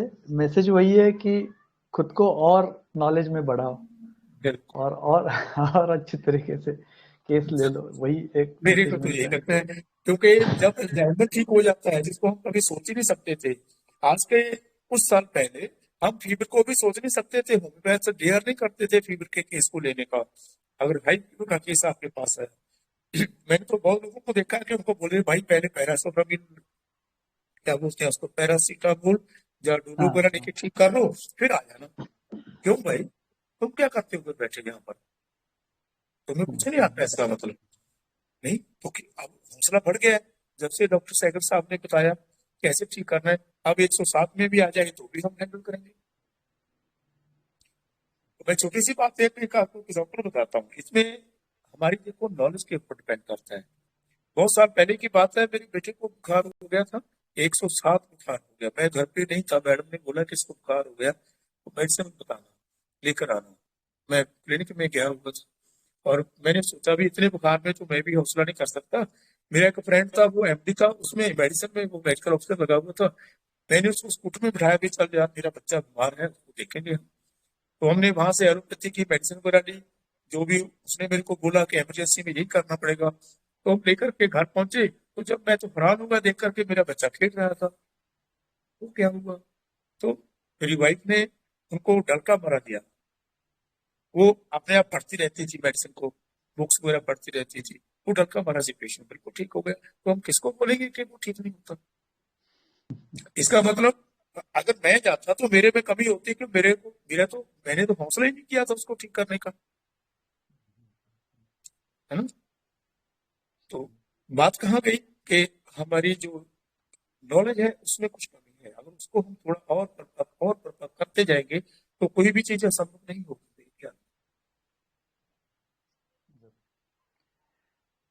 और बैकफ्लावर के बारे में गाइडेंस? ये बड़ा सब्जेक्ट है, बहुत ही अच्छा, बहुत ही प्यारा है। हमारे पूजनीय डॉक्टर एडवर्ड बैस साहब बहुत छोटी उम्र में चले गए हमें छोड़ करके, बट उन्होंने जो वरदान दे दिया हमें, मैं तो समझता हूँ कि मैं तो बोलते हैं ना कि गुरु गोविंद दोवें कले किसके लागू पाए, है ना, ऐसा आपने सुना होगा ना। बलिहारी गुरु आपने जिन गोविंद दिया बुलाए। मैं तो कहता हूँ कि मेरे पहले गुरु तो डॉक्टर बैस साहब ही होंगे, जिन्होंने मेरे अंदर क्यूरियोसिटी जगा दी कि देख दिखाया मेरे को कि भाई माइंड को अकेला लेकर के हमने कैसे कैसे ठीक कर सकते हैं विदाउट पैथोलॉजी को कंसिडर किए, फिजिकल को कंसिडर बिना किए। और उसको फिर आगे हमारे गुरु डॉक्टर सैगल साहब ने तो कमाल ही कर दिया, होम्योपैथी में बता दिया कि भाई कैसे हम माइंड को ले सकते हैं। तो बैच के बारे में फिर कभी स्टडी करेंगे, ये बहुत ही अच्छे टूल्स हैं। मैं बहुत ही मैं फंस जाता हूँ कभी कभी कि भाई ठीक ही नहीं होता, पेशेंट ठीक ही नहीं होता, तो उसमें हम जब बैच की एक रेमेडी देते हैं पेशेंट क्लियर हो जाता है। आफ्टर हमें अपने सिस्टम में पेशेंट को तो ठीक करना है। हमारे पास एक्स्ट्रा जो अगर पेचकस नहीं लगता तो क्लास से साथ में पेज को खोल सकते हैं हम, वो लगाना चाहिए। हमारे पास टूल्स जितने होंगे उतने ही कम है। हमें ज्ञान होना चाहिए जितने पॉसिबल टूल्स हैं, और ये बड़ा एक बहुमूल्य टूल है पैच प्रॉब का। मैं तो इसको बहुमूल्य मानूंगा क्योंकि मैंने बहुत अच्छे रिजल्ट देखे इसके। ये बहुमूल्य टूल है वाकई। तो हम कभी इसके ऊपर लंबी बात करेंगे, एक एक मेडिसिन को लेके पैथोलॉजी भी बताएंगे और केस भी बताएंगे कैसे कैसे ठीक हुआ। तो फिर लंबे समय के लिए कब बात करेंगे, मैं जरूर बताऊंगा। और इतनी बात मेरी जरूर है कि भाई it is a very very very very valuable tool, इसको हम यूज कर सकते हैं। और हर पेशेंट, हर डॉक्टर के पास ये होना चाहिए। अगर ये नहीं होता तो ये करो, काम जाओ, पीछे मुड़ के देखने की जरूरत नहीं पड़ेगी आप। और नहीं बस sir, you have answered all the question, जितने भी क्वेरीज थे। नहीं ऐसा तो नहीं है, बहुत कुछ है। मैंने तो कोशिश की है, पता नहीं सही है या गलत है, ये तो मेरे को नहीं पता। I am not the authority, even not speaker, but जो मैं अपनी प्रैक्टिस में करता हूँ वो मैंने आपके साथ शेयर किया है। तो शायद आपको ठीक लगा हो कुछ ना कुछ इसमें से। बहुत ही डेफिनेट गाइडलाइंस मिले जी, बहुत ही डेफिनेट गाइडलाइंस मिले। और क्वेश्चन कोई बाकी है जिसके बारे में हम बात करना चाहेंगे? क्वेश्चन एक हो सकता है कि जैसे आज समझो अपर रेस्पिरेटरी ट्रैक्ट इन्फेक्शन लेके या सर्दी जुकाम लेके पेशेंट आया है, उसको हमने जो भी उसका स्टेट ऑफ माइंड है उस हिसाब से रूब्रिक्स निकाल के हमने दवाई दे दी। 3-4 दिन बाद वही पेशेंट दूसरी कंप्लेंट लेके जब आता है, टूथेक है या और कुछ है, तो ऐसे बारे में। Very good question. मैंने ये जब मैं ऑस्ट्रेलिया से आया था वहां पर दिल्ली में ये बात की थी, शायद आप उसमें नहीं होंगे, जो उसमें थे डॉक्टर्स, शायद उनको ये याद होगा, तो मैं अभी रिपीट करता हूँ उसको। जैसे मैंने उस दिन बताया भी था, ये बात जो आपने की बड़ा वैल्यूएबल क्वेश्चन है और बड़ा अच्छा है, ये प्रैक्टिस में काम आने वाली बात है जो आपने की है। तो जैसे हमारे पास एक सर्दी जुकाम के लिए पेशेंट आ गया, 30 को आपके लिए पेशेंट आ गया, तो उसको हमने मेडिसिन दे दी, उसको प्रॉपर सेलेक्ट करके उसकी अवस्था को समझते हुए हमने उसके लिए मेडिसिन का चयन किया, तो उससे वो रिलीफ हुआ। ठीक है, उसके बाद में वो अपनी पुरानी बीमारी के लिए आपके पास आ गया है। तो मैं तो ये कहता हूँ, अगर आपकी पहली मेडिसिन ने काम किया है तो आप सेकंड से शुरू करो, उसको कुछ ना दो। मेरे पास ऐसे एग्जाम्पल पड़ी हैं जो डेंगू में मेरे पास 1 साल पहले आए थे, आज मैं आज भी उनको कोई मेडिसिन नहीं दी, और वो अपने फिर से दूसरी बीमारी के लिए आए कि भाई अब डेंगू तो ठीक होगा, इसका ये बीमारी है, हम इसके लिए शुरू कर दो। मैं तो सेकंड देखता हूँ, और जितनी देर तक पेशेंट इंप्रूव करता जाता है तो इंप्रूव करता है, उसके बाद में नेक्स्ट सिलेक्शन करूंगा जब अगर उसके नए सिम्टम आ गए तो। नहीं तो 70% केसेस में ऐसे होता है कि कोई मेडिसिन आपकी एक्यूट वाली क्रोनिक को भी ले जाती है साथ में। ये मेरा अपना पर्सनल एक्सपीरियंस है। अच्छा, ग्रेट। तो बहुत से मैंने केस देखे हैं, ऐसे बहुत से केस देखे हैं मैंने, इनको मैंने एक्यूट में एक बार देखा था और क्रोनिक में मैंने कुछ नहीं दिया उसको। हाँ, लिया दिया नहीं, पैसे।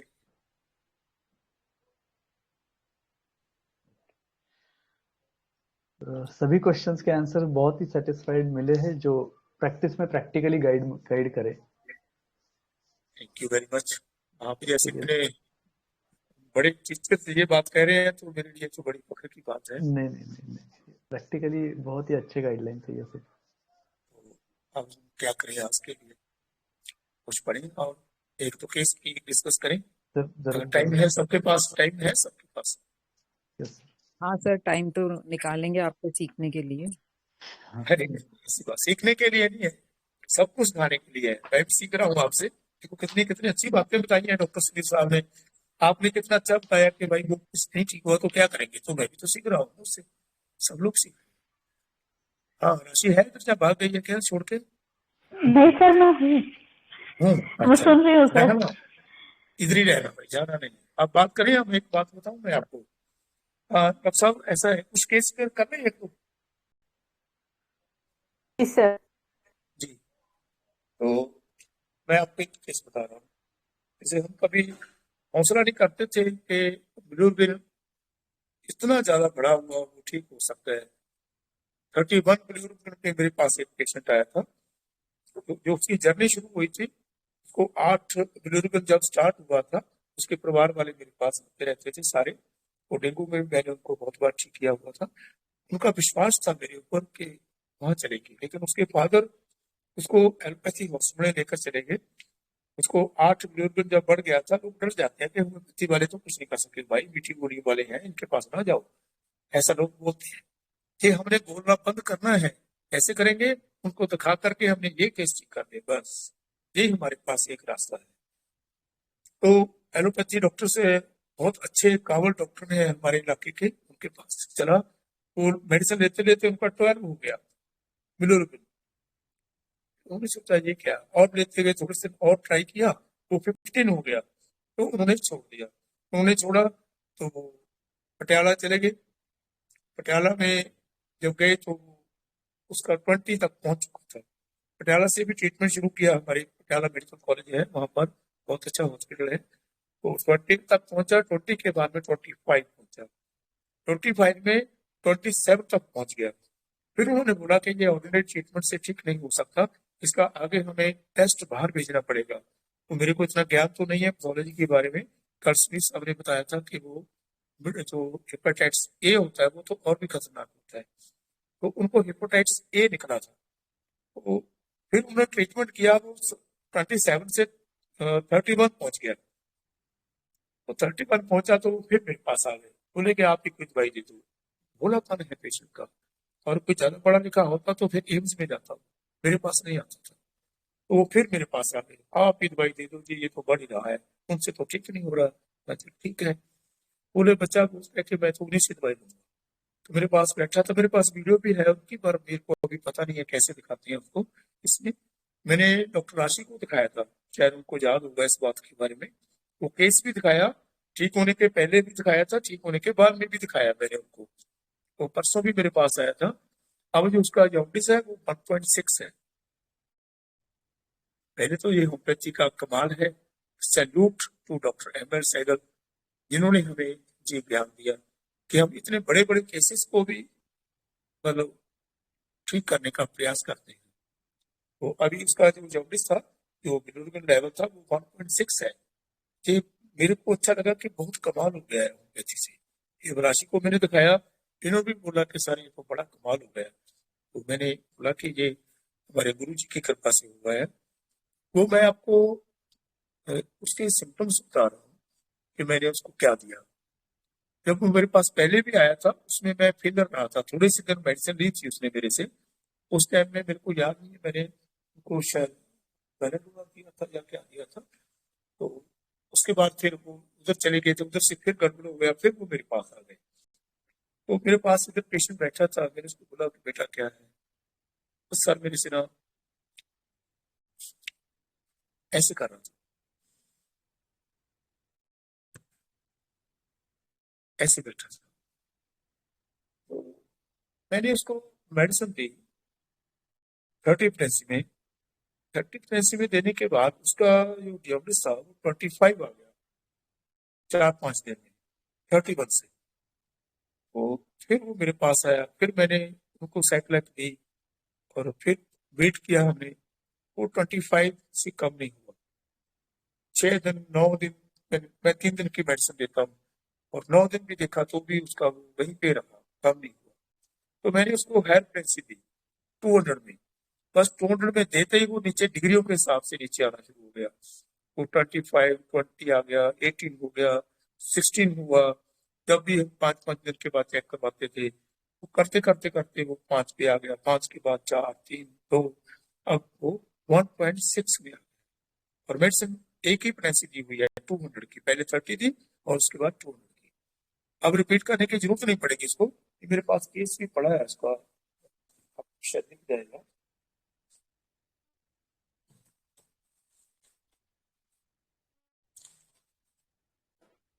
सर 30 से 6 में क्यों नहीं गए यहाँ पे? हमें वो आपको ये है, आपको दिखेगा इसमें 10 12 को 22 को मेरे पास है हर्षदीप सिंह, यहाँ पर शायद ये दिखेगा, इसमें लिखा हुआ है।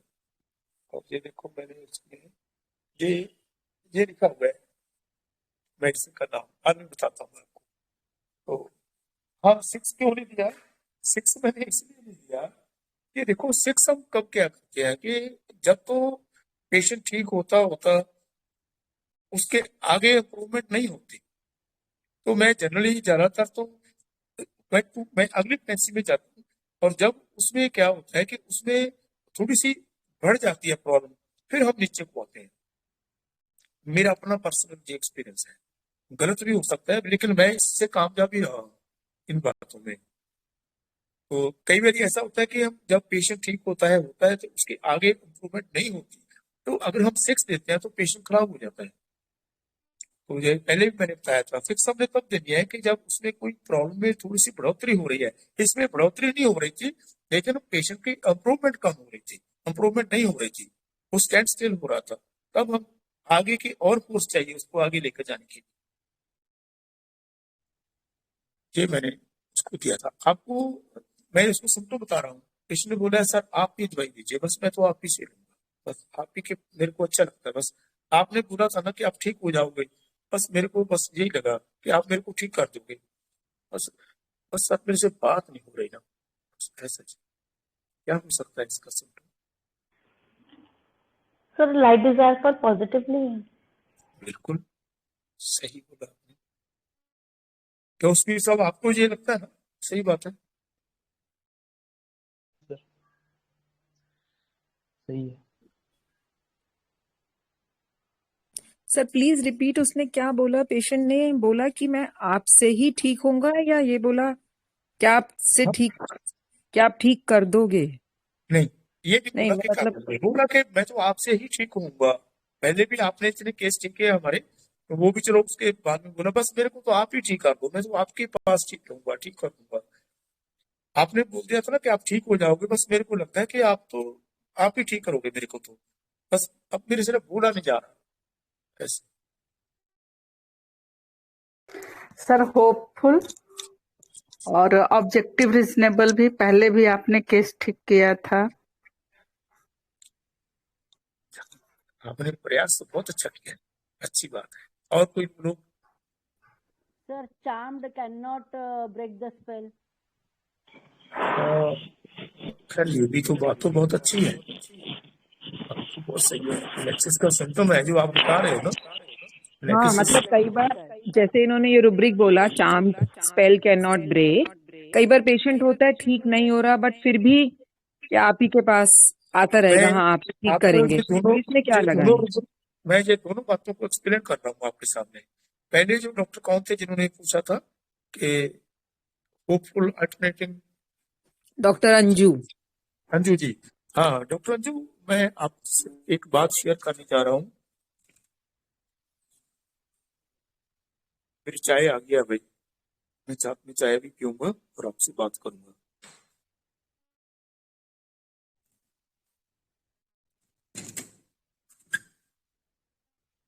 हाँ डॉक्टर अंजू, आपने आप जरा रिपीट कीजिएगा क्या? जी, होपफुल और ऑब्जेक्टिव रीजनेबल, क्योंकि मैंने पहले आपके यहाँ हाँ केस ठीक हुआ था उसका, इसलिए होपफुल और बिल्कुल सही बात ऑब्जेक्टिव। है। जब ये रूब्रिक हम बाहर लाते हैं, जो पेशेंट का अपना एक्सपीरियंस होता है, ऑब्जेक्टिव रीजनेबल और सब्जेक्टिव ऑब्जेक्टिव, वो पेशेंट का अपना एक्सपीरियंस होता है, दूसरों का नहीं होता। अगर वो मेरे से ठीक हुआ होता, वो होता, तब हम ये रूब्रिक लगा सकते थे कि ऑब्जेक्टिव रीजनेबल आपने पहले ठीक किया था। तो आपने पहले ठीक किया था, उसने बोला जहां तक तो ठीक है बात है, लेकिन जो कंप्लीशन हो गई बात की, वो उस बात से थोड़ा अलग हो गई है। वो नेचुरल मूड में आता है, जैसे पहले आपने भी ठीक किया था, अब भी मेरे को लगता है मेरे को ठीक कर दोगे, क्योंकि वो उसका अपना एक्सपीरियंस होता है, इसका अपना एक्सपीरियंस नहीं था कोई भी, इसलिए यहाँ पर ऑब्जेक्टिव रीजनेबल नहीं लगेगा, है ना। और इसमें लाइट डिजायर फॉर लगेगा, और उसको लगा कि मैं इनके साथ कंफर्ट जोन में हूँ, वो क्लिंगिंग है मेरे साथ। और जो डॉक्टर साहब ने और डॉक्टर साहब कौन है, इन्होंने वो बोला था, अ, अगला बोला था कुछ चार चार्म्स। डॉक्टर लता सर सर। सर्कल हाँ क्लींजिंग डॉक्टर लता जी, जो और प्रेइंग। जी, जो लता जी जो जो आपने बोला है ना, वो भी पर्सनल एक्सपीरियंस है आदमी का। मैं आपसे चार्म हो सकता हूँ, आप मेरे से चार्म हो सकते हैं, है ना। लेकिन वो तो मेरे पास आया ही नहीं है, मेडिसिन तो ली नहीं उसने, अभी ठीक तो हुआ नहीं ना। चार्म तब होगा जब आप उसको कोई जलवा दिखाओगे, आपको लगेगा हाँ वाह, क्या ये है चार्म, और फिर उसी के साथ अटैच हो जाता है। भाई यार बस वो क्या बात है, वो चार्म है, वो उसका पर्सनल एक्सपीरियंस होगा चार्म में। ये दूसरों के बारे में बोल रहा है ना, वो भी ठीक ही है। मैं आपके साथ कंफर्टेबल हूँ, आपने ये बोला था ना कि मैं आपको ठीक कर दूंगा, है ना, ये चीज है। सर प्लीज एक क्लैरिफिकेशन, अगर जी पेशेंट आपने बोला क्लिंगिंग, इफ पेशेंट आता रहे हमारे पास, चाहे वो जी उतना बेटर नहीं हो रहा but still patient keeps coming कि नहीं आप ठीक कर दोगे, मतलब मुझे हाँ, होप है मैं तो आपसे ही क्यों ठीक क्यों होंगी, ठीक कर ये क्या दूंगा, होएगा? उससे उससे ये पूछो कि क्यों कर दूंगा, आपको क्या लगता है कि मैं ठीक कर दूंगा, क्यों कर दूंगा, एक तो ये बात है। दूसरा हम्म बात है, अगर आपने उसको एक बार बोल दिया कि बेटा आप ठीक हो जाओगे, चिंता मत करो, वो फिर हम्म आपसे साथ क्लिक हो जाएगा, क्योंकि उसको वो एक होप मिल गई आपसे, वो क्लिकिंग हो हाँ जाएगा, हाँ लाइक पॉजिटिवली वाली बात लग जाएगी इसमें। ओके ओके हाँ, एक मैं चार वाले की एक मेरे पास एक एग्जाम्पल बड़ी याद आ गई, अच्छी बात है, डॉक्टर साहब ने पूछा है ना चार वाला।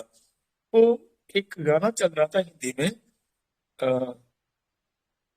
अ, जब से देखा तो आंखें जे कहने लगी, चेहरे से हटना गवारा नहीं। वो एक शायद गाना कौन सा है मेरे को पता नहीं है, अभी थोड़ी सी लाइन मेरी याद आ गई।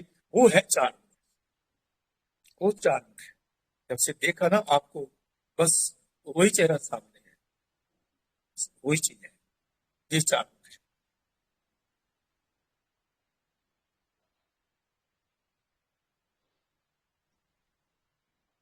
जी, और कोई बात हो तो फिर तो मैं मेडिसिन बता रहा हूँ आपको कैसे ठीक किया आपने इसको।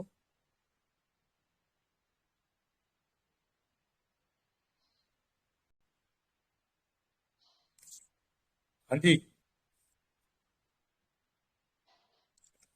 और कोई एडिशन करेगा इसमें?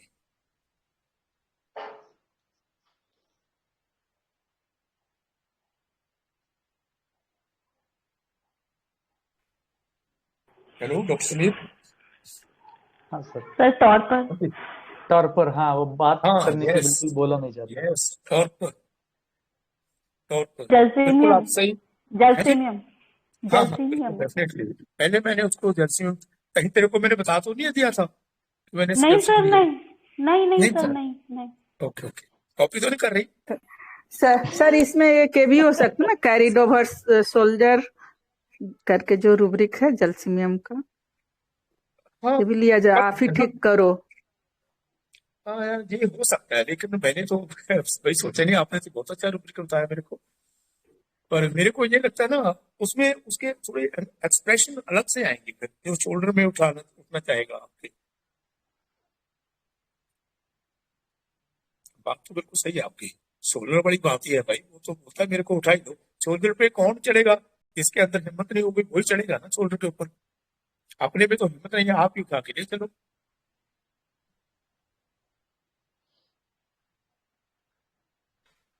बहुत अच्छा रूब्रिक बताया डॉक्टर संजय जी आपने।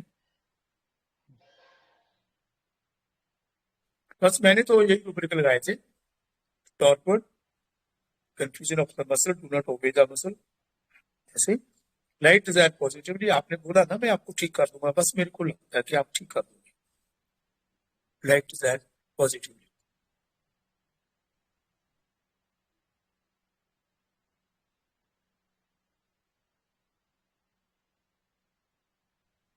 तो और कुछ, मैंने उसको जल्द पहले 30 दिया था, उसके बाद 200 दिया।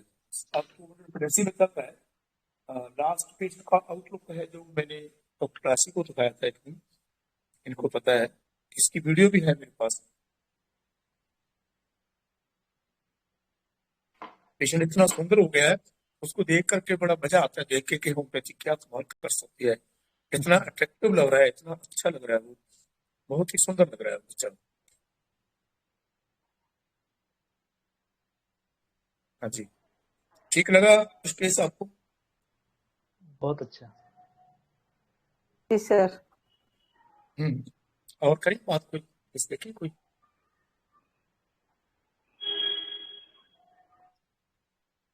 टाइम है क्या, जाना है सबने?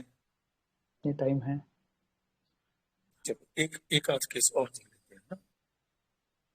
मेरे याद तो नहीं आ रहा, मैं देखता हूँ कौन सा से देखूं क्या।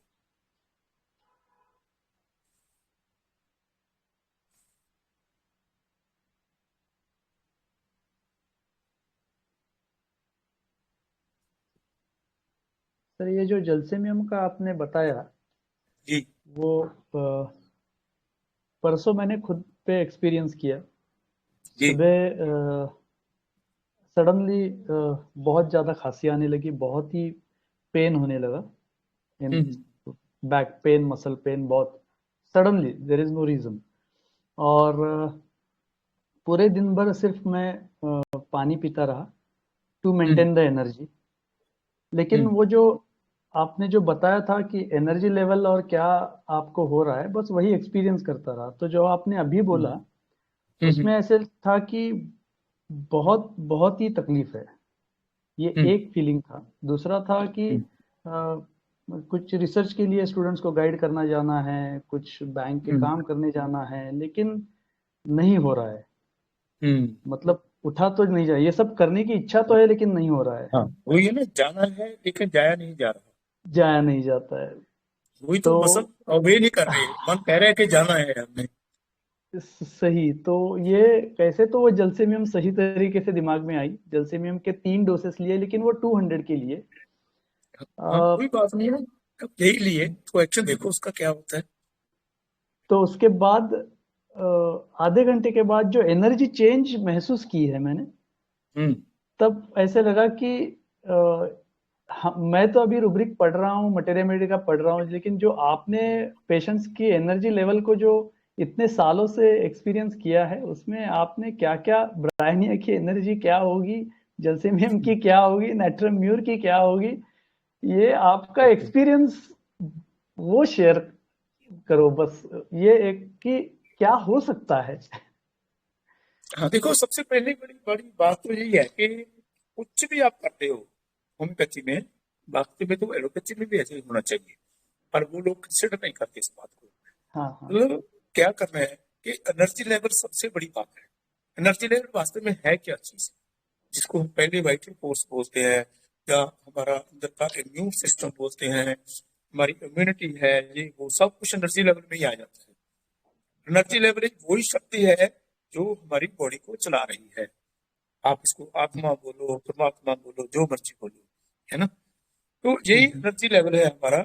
जब वो बढ़ेगा, इसका मतलब वो एनर्जी लेवल हमारी बॉडी को ठीक करने में लग गया। ये कंफर्मेशन है इस बात की। कुछ भी बड़ी करने की जरूरत नहीं, आपका शुगर भी नीचे आएगा, आपका बीपी भी नीचे आएगा, आपका सब कुछ नीचे आएगा। मैं आपको छोटी सी एग्जाम्पल बता रहा हूँ। एक मेरे पास अभी करें, एक और करें, कोई हाँ क्वेश्चन हाँ पूछना? हाँ, केस करें ना, क्वेश्चन करने तो नहीं। जी सर। हाँ, और एक केस मेरे पास आया था, उसका जो प्रोस्टेट का साइज था ना, वो बड़ा हुआ था 64। हाँ 64। तो समीर साहब, आप तो पैथोलॉजी को बहुत अच्छी तरह समझते हैं, मेरे को तो आती नहीं है। ज्यादा होता है ना 64? हाँ हाँ पक्का, काफी होता है ना। काफी होता है। तो 64 में मेरे पास आ गया, तो मेरे पास आके बोला, भाई ये आपसे ये मेडिसिन मेरे को दो, मेरे को ये प्रॉब्लम आ रही है। तो 64 ज्यादा है, उसका जो पोस्ट यूरिन वॉल्यूम होता है ना, वो भी ज्यादा था उसमें, काफी ज्यादा था। तो ठीक है, आपने इतना हौसला कैसे किया? आप एलोपैथी मेडिसिन से मेडिसिन ले रहे हो, तो उन्होंने बोला कि इसको अब थोड़े से देख लो, नहीं तो अपडेट करना पड़ेगा। उन्होंने कैथेटर लगा हुआ था, हाथ में पकड़ा हुआ था, कैथेटर पकड़ा हुआ हाथ में, 2 आदमी उसको पकड़ के लेकर आ रहे थे। काफी वीकनेस थी उनको, उनकी एज 64-65 के करीब। तो बैठे मेरे पास आकर के, आपने ये हौसला कैसे किया? सर मैंने बहुत बार देखा है, जो आपके पास वो कैथेटर लगे हुए आते थे, लेकिन कैथेटर फेंक के चले जाते थे। तो मैंने सोचा मैं भी आपसे ही बैठ सकूं। ये उनका सिम्टम था, बस आप ठीक कर दीजिए। मैं कहा ये पक्का नहीं है कि मैं आपको ठीक कर सकूंगा, मैं कोशिश करूंगा।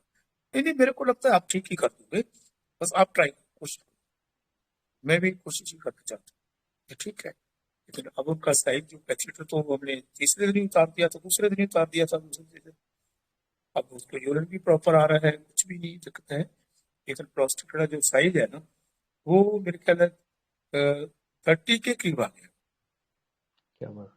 और इस एज में तकरीबन 30 भी रह जाएगा तो कुछ नहीं होगा मेरे ख्याल में।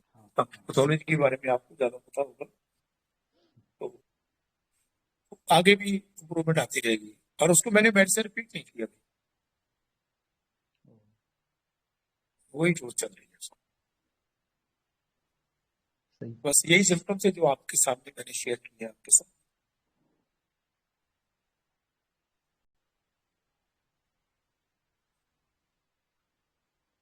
क्या हो सकता है ये? डॉक्टर अंजू है आप यहाँ पे? भाग गई? नहीं हूँ सर। अच्छा। मैं सर ध्यान से सुन नहीं पाई, इस बीच में फोन आ गया मेरा तो डिस्कनेक्ट हो गया। ओके। पेशेंट आया था, प्रोस्टेट बहुत बड़ा हुआ था, 64 के करीब साइज था उसका, 64। और तो पोस्ट यूरिन वॉल्यूम में वो भी ज्यादा था, तो इतना साइज बड़ा था, यूरिन नहीं पास हो रहा था, कैथेटर लगा हुआ था। मेरे पास है, आप ठीक कर दो। तो ओके, कैसे आपका इतना हौसला कैसे हुआ, मेरे पास कैसे आए? बोला कि सर मैंने देखा है कि आपके पास जो कैथेटर लगे हुए पेशेंट आते थे, वो कैथेटर उतार के चले जाते, तो मैं भी ठीक हो जाऊंगा। बस यही बोला। आप कोशिश करो, बस मैं भी देखा, मैंने सोचा कि मैं एक बार तो देखूं तो सही ना। ठीक है, देख लेते हैं, बस मेडिसिन दे दिया। इसमें सर सुपरस्टिशियस भी है, सुपरस्टिशन और क्रूडुलस भी है। हाँ सर,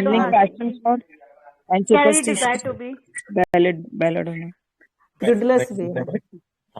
यही थी मेरे, गैम्बलिंग हो गया ना, हम भी ट्राई करके देख लेते हैं, कोशिश कर लेते हैं, कर ले कुछ सुपरस्टिशन से लोगों को देखा हमने, कोई जरूरत तो नहीं है, वो भी ठीक हो जाएगा। तो बस, और रेगुलस भी है, इतना ज्यादा उसने वो नहीं किया, तो बस उसको मैंने बेनाडोनाइल दी थी। तो उसकी वीकनेस वगैरह एकदम अब बड़े अच्छे से आते हैं, वो पूरा सूट वूट पहना हुआ होता है, तो बहुत अच्छे से आते हैं। अब 35 के करीब है उसका, 30 के करीब, तो नीचे बिल्कुल कंप्लीट हो जाएगा, मैं बताऊंगा आपको, बिल्कुल नॉर्मल आ जाएगा प्रोस्टेट।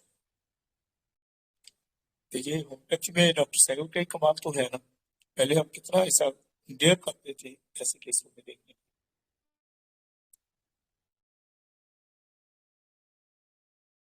जी ठीक लगा?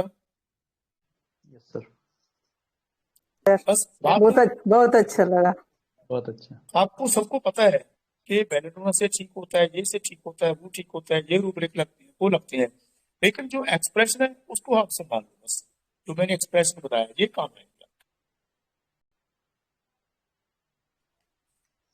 और एक जी सर, और एक केस और जाना है, मेरे को बताऊं। हाँ, बड़ा बड़ा सीरियस केस है, मैं आपको बता रहा हूँ।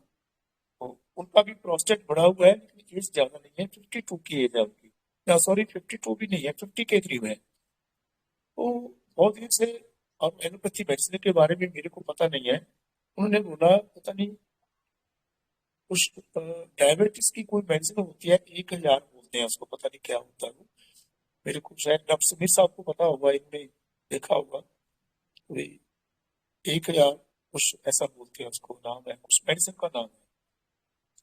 तो वो नहीं रहा था वो काफी देर से, और उनका शुगर फिर भी नीचे नहीं आया था, और प्रोस्टेट भी बढ़ा हुआ था, और काफी, और पेट में बहुत ज्यादा दिक्कत रह रही थी उनको, और वीकनेस थी, उनका इनवॉलंटरी यूरिनेशन हो रहा था, और उनका सेवन बनना बंद हो गया था, इजैकुलेशन बिल्कुल ही बंद हो गई थी, और वो उसके टाइम के ऊपर ड्यूरिंग इजैकुलेशन उनको सीवियर पेन होता था। ये उसके सिम्टम थे, और डॉक्टर ने बोला कि जो हम प्रोस्टेट को कम करने की ये दवाई देते हैं आपको, ये उससे हो रहा है। क्यों डॉक्टर समीर साहब, ऐसे होता होगा? हाँ, टैमसिलोसिन की वजह से होता है। हाँ, तो वो सिम्टम उनके डेवलप हो रहे थे, और पीएसए भी थोड़ा सा रेंज हो रहा था उसका। तो वो जूनियर इंजीनियर है, तो उनको मैंने मेडिसिन दी थी। मेरे पास वो आए आकर के ऐसे बैठ के कि आप ये मेरे को दिक्कत है कि डॉक्टर साहब ये कैसे रहेगा, कि मेरे को ट्रीटमेंट दो आप। मैं कहा क्यों? तो आपने इतने सीरियस केस में मेरे पास आने का हौसला कैसे किया? बोले कि सर वो आपको याद होगा शायद, मैं रात को एक बार आपके घर आया था बेटे को लेकर, उसका डेंगू आपने मॉर्निंग तक ठीक कर दिया था, वो तो जाते जाते ठीक होना शुरू हो गया था। तो मैंने सोचा कि शायद मैं भी ठीक हो जाऊँ। तो अच्छा, तो हाँ डॉक्टर साहब, बात ये है कि वैसे तो मैं सोचता हूँ कि कोई बात नहीं, चलो देखी जाएगी क्या होता है, मैं इसकी टेंशन तो नहीं इतनी ज्यादा लेता, पर फिर भी डॉक्टर साहब ऐसा है कि ये मेडिसिन वगैरह जो मैं ले रहा हूँ ना, मैं इसको कैसे करूँ, छोड़ू कैसे करूँ? मैं छोड़ना नहीं चाहता। मैं ना, उसने मेरे को बोला था, तो लैंग्वेज में बताना चाहता हूँ, उसने ये बोला था, मेरे पास नंबर नहीं आपका लिखा हुआ है, कि मैं रिस्क नहीं लेना चाहता। उसका मतलब यही था, उसने बोला कि कहीं और ही प्रॉब्लम ना खड़ी हो जाए, कि हाँ कॉम्प्लिकेशन ना हो जाए, अब मेरे को जाना, कहीं कोई और कॉम्प्लिकेशन ना हो जाए। मैं कहा कोई बात नहीं है, आपको मैं मेडिसिन दे रहा हूँ। मैंने 3 दिन की मेडिसिन दी, तो 3 दिन में आए, तो बुरे के साथ मेरे को जो पहले से है, जो मेरा बैक पेन था जो, और चेस्ट में पेन हो रहा था, उनको चेस्ट में पेन हो रहा था उस टाइम में, काफी पेन हो रहा था चेस्ट में, लेफ्ट साइड में। उनको कभी कभी ये भी लगता था कि कहीं मेरे को हार्ट की कोई दिक्कत ना हो, या कैंसर ना हो जाए, ये ना हो जाए, ऐसे उसमें कमी आनी शुरू हो गई। फिर 3 दिन के बाद में फिर बुलाया, फिर 3 दिन के बाद में बुलाया, तो वो पेशेंट का शुगर लेवल काफी डाउन हो गया। उन्होंने वो जो मेडिसिन पहले ले रहे थे वो 500 में कर दी, तो वो डीएमसी से चेक करवाने गए, वहां से ट्रीटमेंट चल रहा था। वो डॉक्टर ने बोला कि आप अब टेस्ट देके आप आपको 500 कर दो। उन्होंने वो 500 तो हमने पहले कर दी थी, डॉक्टर साहब ने बोल दिया कि अब फाइब्रोनेल कर दो, तो अब शुगर लेवल और भी नीचे आ रहा है आपका, तकरीबन काफी नीचे आ गया पहले से। वो प्रॉपर मेरे को पता नहीं है, मैं कभी रिकॉर्ड दूंगा आपको। एक ऐसा और बहुत ही अच्छा, वो इजैकुलेशन का जो पेन था वो बिल्कुल चला गया, और सेमन की जो बनना शुरू हो गया आपका। उन्होंने बोला कि सर प्रॉपर इजैकुलेशन हो रहा है और पेन बिल्कुल नहीं। Sir bed remain in bed desire to, कैसे? क्योंकि वो कह रहे हैं ना कि वो मेडिसिन नहीं छोड़ना चाह रहे थे कि आगे कहीं कॉम्प्लिकेशन ना हो जाए। तो ये भी हो सकता है भाई, छोड़ गया नहीं। मैंने उन्हें बोला ना कि कॉम्प्लिकेशन ना कोई आ जाए, मैंने कॉम्प्लिकेशन को ध्यान में दिया, कहीं और ही कॉम्प्लिकेशन आ जाए। फियर पेन ऑफ सर, कहीं और तकलीफ बढ़ ना जाए। तकलीफ नहीं बोला उन्होंने, कॉम्प्लिकेशन। कॉम्प्लिकेशन क्या होता है? तो सर एक्स्ट्रा वेजेस वो सफरिंग हो सकता है, जैसे डॉक्टर अर्जुन ने बोला, ये सारी चीजें आसपास है, लेकिन हमने प्रॉपर जाना है वहां पे। सफरिंग भी है, कहीं कोई कॉम्प्लिकेशन ना हो जाए। कॉम्प्लिकेशन क्या होता है कि कभी कोई हम इसी बात में हम उल्ट ना जाए।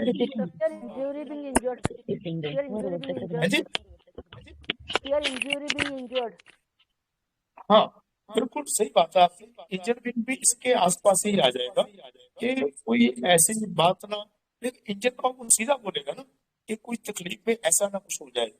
हाँ, इंजन का जो पिन पॉइंट हो जाएगी बात, फिर उसने कॉम्प्लिकेशन बोल दिया टोटली। कॉम्प्लिकेशन क्या होता है कि कहीं आप कहीं उलझ ही ना जाए, कॉम्प्लिकेशन का मतलब ये होता है। वो उलझना समझते हैं आप, मेरे को हिंदी कम आती है ना, कि कॉम्प्लिकेशन को क्या हिंदी में क्या बोलते हैं कॉम्प्लिकेशन को?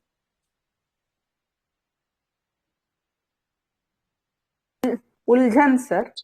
हाँ वही मैं बोल रहा हूँ कि कहीं हम उलझ ना जाएंगे किसी बात में। जी हाँ, आपने सही कहा। उन्होंने यही बोला था, मैंने इसी को मेन लिया।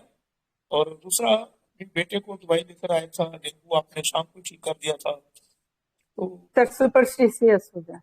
हाँ बिल्कुल। और वैसे ऑब्जेक्टिव रीजनेबल यहाँ पर हम तब लगाते हैं जब पेशेंट का अपना एक्सपीरियंस हो, लेकिन वो भी उसका अपना ही बन गया, क्योंकि उसके सामने बिल्कुल एग्जैक्टली उनके सामने ये ठीक हुआ।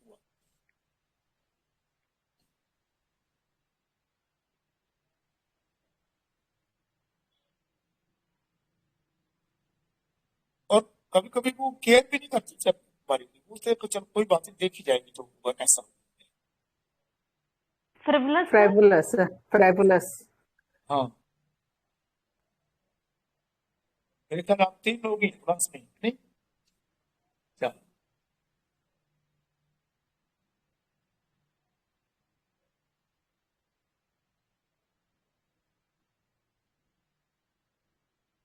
हाँ जी, और क्या हो सकता है?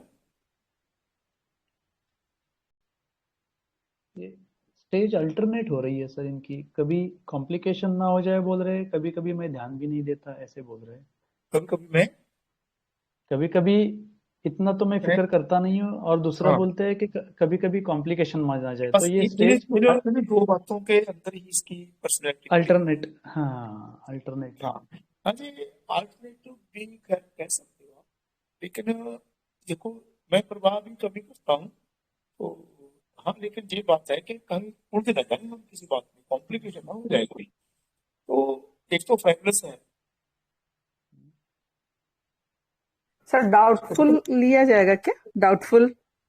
अरे बेटा सीधी बात है ना, वो तो सीधी बात ही बोल रहे हैं, हमें इधर उधर जाने की जरूरत ही नहीं है। कॉम्प्लिकेशन ना हो जाए, क्या है, फियर बीइंग बेट्रेड है ना, कहीं कुछ और ही ना हो जाए भाई, ऐसे ही ना कुछ हो जाए।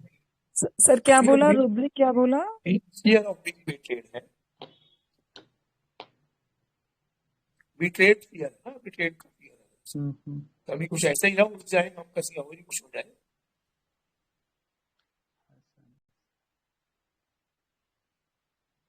Fear betrayed of being sir. हाँ, और सुपरस्टिशियस। सुपरस्टिशियस पता क्या है?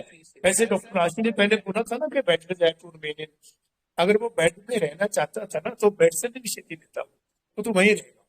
वो तो आया है ना, रिस्क ले लिया उसने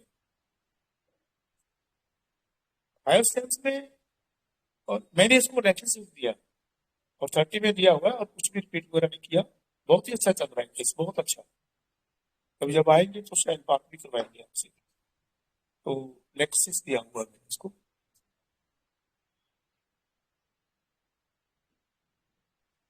हायर सेंस में और लेक्सिस में एक बड़ा डिफरेंस, भारी डिफरेंस है कि वो रेस्टलेस है, वो बेड पे जाना चाहता है। लेक्सिस कभी बेड पे नहीं जाएगा और हायर सेंस बेड से आएगा नहीं, वो जाएगा नहीं, वो आएगा नहीं, है ना? वो बैठेगा नहीं, वो उठेगा नहीं। हायर सेंस में केसिस जाएगा नहीं और हायोसैमस आएगा नहीं बेड से, आएगा नहीं बेड से, है ना? जी सर। और दूसरा लेक्सिस बैठेगा नहीं, हायर सेंस उठेगा नहीं। वो बेड में रहना चाहेगा, वो रेस्टलेस है, सिट कैन नॉट है।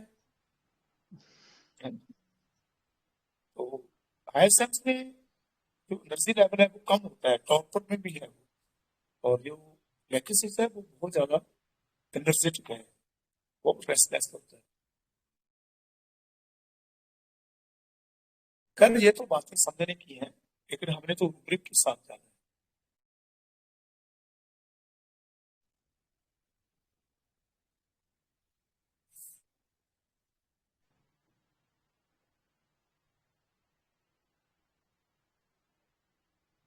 और उसने पेन बताया था ना कि पेन इधर बहुत ज्यादा पेन होता है, इधर होता है, ये होता है, और इंजन पेन डालेंगे तो आप एक ही लेक्सिस आ जाएगी उसमें।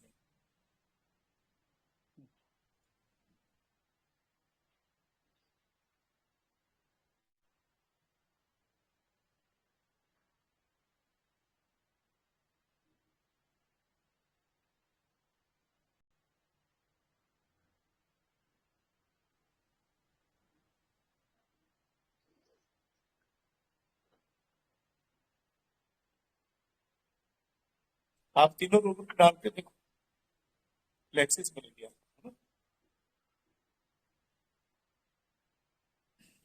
और लेक्सिस का बहुत ही कमाल का हमें रिजल्ट मिलता है, बहुत अच्छा। एक हाँ, एक डॉक्टर स्मिथ साहब, मैं आपको एक बात बताऊं, जैसे हमारे पास एनर्जी के केस आते हैं ना, जैसे मैं ऑस्ट्रेलिया गया था, वहां पर भी एनर्जी के बहुत ज्यादा केस होते थे।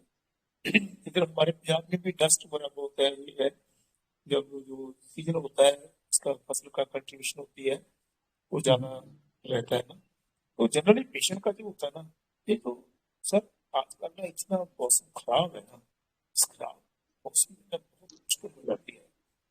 ये एक ही रूब्रिक आप वहां पर जरूर लगाइएगा, delusion engine been surrounding by, ये डस्ट है, ये वो है, ये वो है, धूप है, सर्दी है, वो है, जो चीज मौसम से पीड़ित हो रहा है ना आदमी, या वेदर से होता है, वो होता है। ये सराउंडिंग इंजरी में मैं लेकर के देखा है इसको, आप लगा के देखिएगा, आपको रिजल्ट मिलेगा इसका।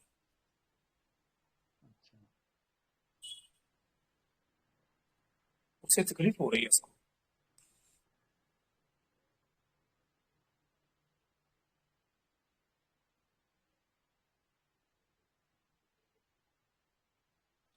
ठीक है, फिर इजाजत लीजिए, बहुत है आज के लिए। सर बहुत ज्यादा, बहुत अच्छा है, बहुत ही प्रैक्टिकल। पोटेंसी की तो इतनी क्लैरिटी हुई है, वही सब कुछ वेरी लोगों वेरी का है। ब्यूटीफुल। डॉक्टर राजीव शर्मा जी आज नहीं आते हमारी क्लास में, जी है ना? जी जी सर, हायोसैमस और लेक्सिस का कंफ्यूजन बहुत अच्छे से दूर हो गया। हाँ अनीता मैम, एक बार समीर सर से आपको मिलवा देते हैं आज। अच्छा सर एक बार वीडियो ऑन कर लीजिए, तो मैम भी अपना वीडियो ऑन कर लेते हैं, सब लोग मिल लेते हैं एक बार। जी जरूर। मैं ऑफ करूं क्या? मैं ऑफ करूं? नहीं सर, अरे सर नहीं आप तो ऑन ही नहीं रखिए।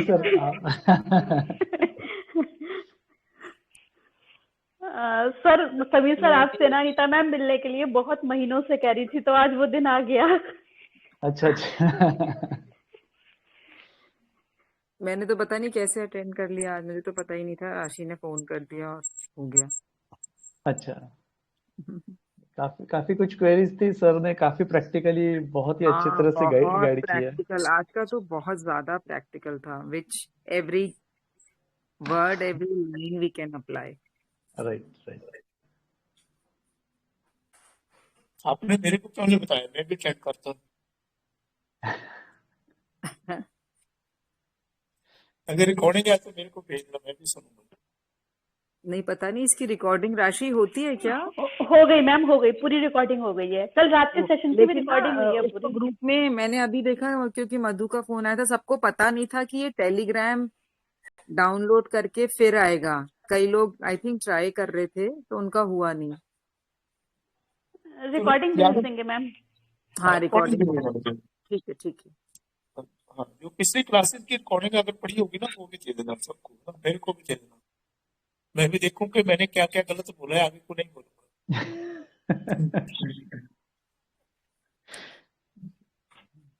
सर यूट्यूब पे भी पुराने तो सारे वीडियोस हैं ना? 2-3 केस जो पिछले बार हुए थे वो शायद पता नहीं, दर्शक को पता होगा रिकॉर्डिंग नहीं हुए कि नहीं हुए। हाँ, पिछली हाँ, सब हुई है मैम, सब है, सब है। सब है। को डाल देना बेटे आप, है ना? ठीक है सर। ओके, चले। Yes sir. Okay, thank you so नमस्कार। Much. Thank you sir. Okay, thank you sir. जी, नमस्कार। Okay, thank you sir. प्रणाम सर। नमस्ते, थैंक यू सर।